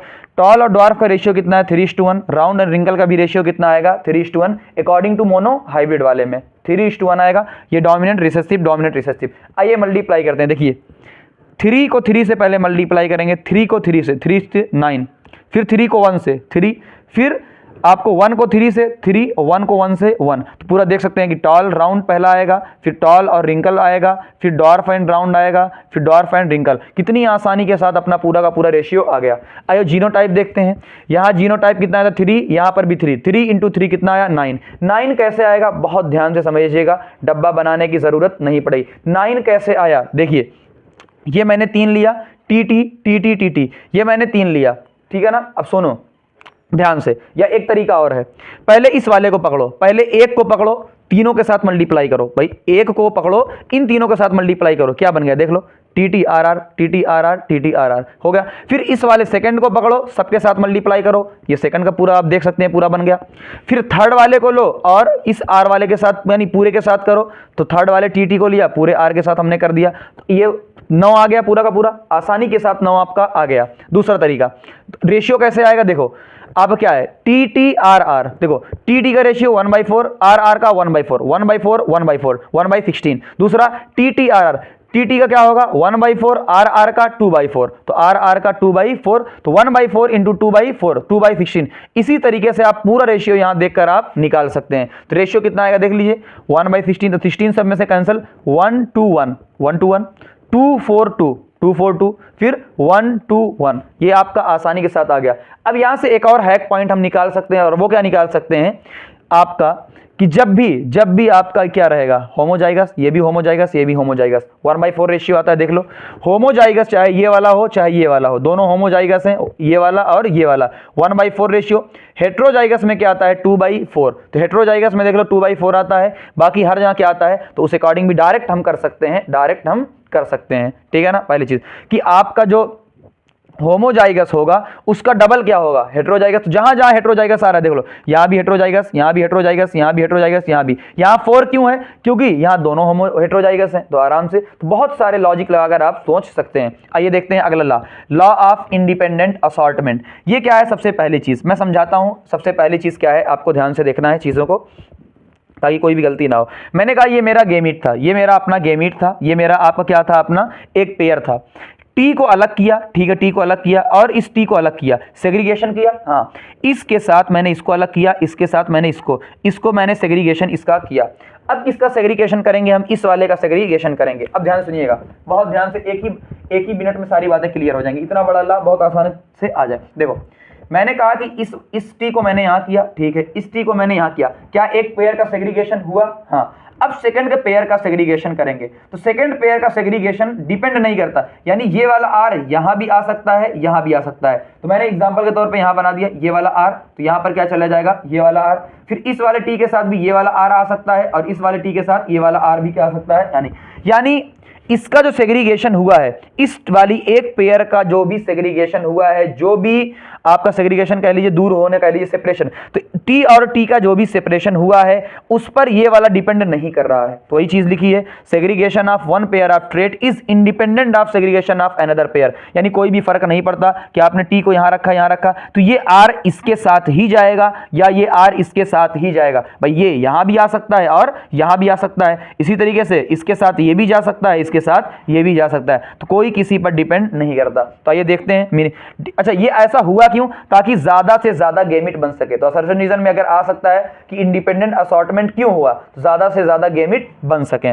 दूसरा मिनिमम क्या होना चाहिए, मोनो हाइब्रिड में ये वैलिड नहीं होता। आप मोनो हाइब्रिड में कभी इसको लगा नहीं सकते कि देखो सिर्फ क्या गेमिट बनेगा, टी और टी बनेगा, बस खत्म, एक ही पेयर है, नहीं। तो मिनिमम क्या होना चाहिए, डाई हाइब्रिड, ट्राई हाइब्रिड भी हो जाए और सारी चीजें। तो मोनो डाई हाइब्रिड तक हम लोग पढ़ते हैं, तो मोनो में नहीं वैलिड होगा, बाकी इसके सारे में सब में वैलिड होगा। अच्छा इसका एक्सेप्शन क्या, जैसे एग्जांपल के तौर पे ये देखो TTRR ले लिया, हमने 2 क्रोमोसोम लिया है, 2 लोकस, बिल्कुल देखो एक लोकस इस टी का, एक लोकस RR का, 2 लोकस हैं लेकिन डिफरेंट क्रोमोसोम, ये अलग क्रोमोसोम, ये अलग क्रोमोसोम। अब देखो इस टी के साथ ये भी आ सकता है, बिल्कुल इस टी के साथ ये भी आ सकता है, ठीक है, इस टी के साथ ये भी आ सकता है, इस टी के साथ ये भी यानी कोई किसी पर डिपेंड नहीं करता कि तुम इसके साथ जाओगे मैं इसके साथ जाऊंगा, डिपेंड नहीं करता। तो चारों टाइप के। इसका एक्सेप्शन क्या है, इसका यानी कौन इसके रूल को फॉलो नहीं करता? लिंकेज। कौन फॉलो नहीं करता? क्लास 12 में टॉपिक आता है, बता देता हूं, लिंकेज। अब तो कैसे देखो, ये देखो ये TTR है, डाई हाइब्रिड है, बिल्कुल सही बात है। दो लोकस हैं, दो लोकस तो हैं लेकिन सेम क्रोमोसोम है। यहाँ क्रोमोसोम ये वाला अलग, ये वाला अलग, जबकि यहाँ पर ये क्रोमोसोम क्या है? सेम क्रोमोसोम पर है। अब देखो बताओ, क्या बताओ, कभी भी ये T और R अलग हो सकते हैं? नहीं, एक साथ कैसे तोड़ के थोड़ी अलग करोगे? तो यानी ये T R के साथ जाएगा, बिल्कुल सही बात। ये वाला T इस R के साथ जाएगा, बिल्कुल सही बात। लेकिन ये वाला T इस R के साथ नहीं जा सकता। क्यों? आपको इस R को तोड़ना पड़ेगा। तो ये TR और ये वाला T, यानी ये वाला T इस R के साथ नहीं जा सकता, आपको तोड़ना पड़ जाएगा, आपको तोड़ना पड़ जाएगा, एक ही क्रोमोसोम पर। इसलिए लिंकेज इसका एक्सेप्शन है। कि बहुत इंपॉर्टेंट चीजें सारी मैंने आपके सामने रख दी। टेंशन वाली सारी की सारी नोट्स आपको ना टेलीग्राम चैनल पे मिल जाएगी, जो कि लिंक में है, पूरा का पूरा आपको मिल जाएगा। ठीक है ना, आगे बढ़ते हैं हम लोग। ये आपका एक नया टॉपिक है, लास्ट टॉपिक, सेक्स डिटर्मिनेशन। उससे पहले एक चीज़ थी, मेंडल हमने पूरा कवर कर लिया है, हर एक चीज़ बहुत अच्छे तरीके से। कि एक क्वेश्चन था, हाउ ट्रेट इज एक्सप्रेस, ना कैरेक्टर कैसे एक्सप्रेस होते हैं, तो मैंने उसको पूरा लिख दिया, बस आपको समझा देता हूँ, आपको PDF मिल जाएगी टेलीग्राम पे। उसमें होता क्या, सिंपल सी बात, हम लोगों ने देखा था कि DNA, सेल के अंदर क्या होता है? DNA के अंदर इंफॉर्मेशन होती है प्रोटीन बनाने की, ठीक है ना। और जो प्रोटीन होती है, कोई भी चीज़ जो कि जीन के थ्रू बनती है, तो जीन के पास क्या होता है? मैसेज होता है कि कौन सी प्रोटीन बनानी है। जैसे एग्जांपल लेते हैं, एक प्लांट की हाइट है, अगर प्लांट की हाइट है वो किसी हार्मोन उस पर अफेक्ट करेगा, यानी कोई ना कोई एक जीन होगी, ग्रोथ हार्मोन की जीन होगी। अगर ग्रोथ हार्मोन ज़्यादा सिक्रीट होगा, इसका मतलब क्या होगा? प्लांट टाल होगा। और अगर वो कम सिक्रीट होगा तो इसका मतलब क्या होगा? प्लांट डॉर्फ होगा। ये पूरा अच्छे तरीके से आपका लिखा हुआ मिल जाएगा। लास्ट टॉपिक देखते हैं, सेक्स डिटर्मिनेशन। होता क्या है, ठीक है ना, एक प्रोसेस होती है जिससे क्या होता है? सेक्स ऑफ इंडिविजुअल डिसाइड होता है। जेनेटिकली होती है कि जेनेटिक्स के अंदर मान लो कोई क्रोमोसोम है, कोई जीन है, उसके थ्रू क्या होता है? सेक्स डिटरमाइन होता है। लेकिन ये चीज़ ऑलवेज ट्रू नहीं है। हमेशा हर ऑर्गेनिज्म में ये बात सही हो कि उसका जीन डिसाइड करता है, ये बात सही नहीं है। PYQ में आ चुका है, देखते हैं। कुछ ऑर्गेनिज्म ऐसे होते हैं, कुछ जिनके अंदर अलग अलग स्ट्रेटजी होती है, अलग अलग तरीका होता है सेक्स को डिटरमाइन करने का। एक बेस्ट एग्जांपल दिया हुआ है रेप्टाइल का या टर्टल का। तो या तो रेप्टाइल आ जाए उसमें टर्टल, ठीक है ना, कि टेम्परेचर एट विच, यानी उसका जो अंडा होता है, रेप्टाइल वगैरह क्या होते हैं या टर्टल अपना अंडे देते हैं, अंडा जिस टेम्परेचर पे रखा गया है, जिस टेम्परेचर पे फर्टिलाइज करने के लिए रखा गया है, वो टेम्परेचर डिसाइड करता है कि फीमेल होगा या मेल होगा। इसका मतलब यहाँ पर जीन ने डिसाइड नहीं, सेक्स डिटर्मिनेशन जो है वो जीन के थ्रू नहीं हुआ है। पहली बात क्लियर, ठीक है ना, PYQ में आ चुका है, क्या ऐसा पॉसिबल? लिख सकते हैं। दूसरा, स्नेल के अंदर क्या होता है? इंडिविजुअल कैन चेंज सेक्स, कि स्नेल के अंदर वो अपना सेक्स क्या करता है? चेंज कर सकता है। इसका मतलब इससे यही पता चलता है कि sex is not genetically determined. तो क्या पता चला? ये भी इंपॉर्टेंट है। आखिरी चीज आती है ह्यूमन की बात हम लोग करते हैं कि ह्यूमन के अंदर क्या होता है? जेनेटिकली डिटरमाइन करते हैं। जैसे एग्जांपल के तौर पे देखते हैं, ह्यूमन के अंदर कितने क्रोमोसोम होते हैं? 23 पेयर, 46 क्रोमोसोम। ऑप्शन में गलती करवाई जाती है, 23 लिख दिया जाता है। हमारे दिमाग में होता है हाँ 23 नहीं, 23 पेयर है। कितना होता है? पेयर। पेयर का मतलब एक जोड़े में 2, 46 क्रोमोसोम। अब इसके अंदर क्या होता है? 22 ऑटोसोम होते हैं और कुछ एलोसोम। अच्छा, ऑटोसोम का मतलब जो पूरा का पूरा क्या रहता है? सेम। पेरेंट्स से जो है आते गए पूरे के पूरे क्या रहते हैं? सेम होते हैं। तो ऑटोसोम क्या होते हैं? 22 पेयर होते हैं, यानी 44 होते हैं। Chromosome that are not really involve in determination sex, यानी इनका कोई भी रोल नहीं होता है सेक्स के डिटर्मिनेशन में, ठीक है ना। कि सारे मेल में भी सिमिलर होते हैं, फीमेल में भी सिमिलर होते हैं। तो कैसे डिसाइड करेंगे भाई कि मेल और फीमेल में जब सिमिलर चीज़ है तो डिसाइड नहीं कर पाएंगे, ठीक है ना। कितने होते हैं? तो आपके 44 होते हैं, यानी 22 पेयर होते हैं। 1 पॉइंट, 2 पॉइंट, 3 पॉइंट, 3 पॉइंट आपका डिफरेंशिएट करने को आ सकता है। एलोसोम, ऑटोसोम, अब 22 को निकाल दिया जाए तो कितने बचे? 1। तो जो वही एक पेयर होता है वो क्या होता है? आपका सेक्स क्रोमोसोम होता है, जो सेक्स को डिसाइड करता है। सेक्स क्रोमोसोम मेल के अंदर और फीमेल के अंदर अलग होता है। ध्यान से देखिए, मेल के अंदर X और Y होता है। क्या दोनों अलग अलग हैं? तो हेटेरोगेमीट मिसमैच, यानी X अलग है, Y अलग है। ये क्वेश्चन भी PYQ में आया हुआ है, ठीक है ना। साइज क्या होती है? X की क्या होती है? बड़ी होती है। Y क्या होता है? बहुत छोटा होता है, ठीक है ना। 2 टाइप ऑफ गेमीट। अब सुनो, एक X है, एक Y है। क्या 2 टाइप के गेमीट बनेंगे? बिल्कुल, X अलग गेमीट बनेगा, Y अलग गेमीट बनेगा। अभी हम लोग देखेंगे। फीमेल के अंदर क्या है? X होता है होमोगेमेटिक, ये भाई X सेम है, परफेक्ट पेयर है, बिल्कुल परफेक्ट। फीमेल के अंदर ये क्वेश्चन भी आ चुका है कि फीमेल के अंदर क्या होता है? परफेक्ट पेयर होता है पूरा। इधर 22 सेम प्लस XX, पूरा का पूरा क्या होता है? सेम।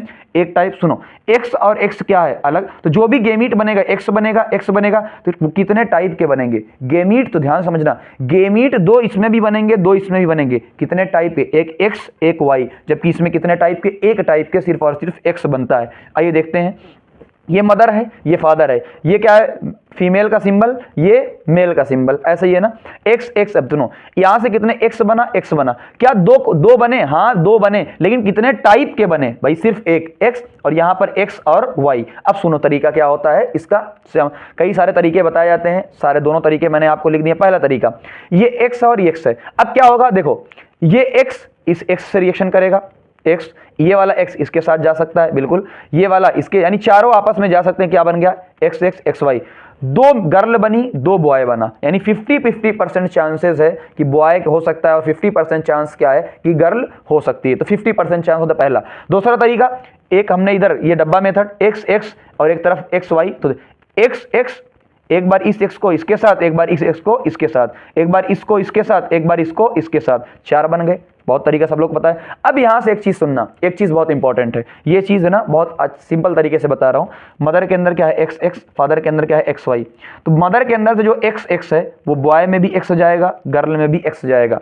जबकि फादर के अंदर का जो एक्स होता है वो कहां जाता है अपना गर्ल में, और वाई कहां जाता है बॉय में। अब खुद सोचना एक दिमाग की बात, मदर ने एक्स एक्स दे दिया, ठीक है ना, मदर ने एक्स एक्स दे दिया, क्या मदर के क्रोमोसोम से कुछ भी डिसाइड होगा? बिल्कुल नहीं डिसाइड होगा, कि वो इसको भी एक्स दे रहा है, इसको भी एक्स दे रहा है, कोई डिसाइड नहीं। लेकिन फादर ने क्या किया, अगर बॉय को फादर ने वाई दिया, जबकि वाई ही देता है क्या? अच्छा, अगर हम दिमाग में आए कि फादर बॉय को वाई देता है या एक्स देता है, तो तुरंत दिमाग में एक लॉजिक सेट करना, बॉय है तो इसको क्या मिलना चाहिए, दिमाग लगाओ, बॉय है तो इसको क्या मिलना चाहिए, वाई तो उसके अंदर होना चाहिए। क्या मदर के पास वाई है? नहीं, मदर के पास वाई नहीं है, तो मदर तो नहीं दे सकती, तो कौन दे सकता है? फादर दे सकता है। तो फादर ने अगर वाई बॉय को दे दिया तो गर्ल को क्या देगा? एक्स देगा। तो सिंपल सी बात है कि जो फादर ही होता है कि जिसका क्रोमोसोम डिसाइड करता है लड़का बनेगा या लड़की बनेगा। जैसे देखो, मदर ने एक्स एक्स इसको दे दिया, लेकिन अगर फादर ने वाई इसको दिया, क्या बन गया देख लो, बॉय,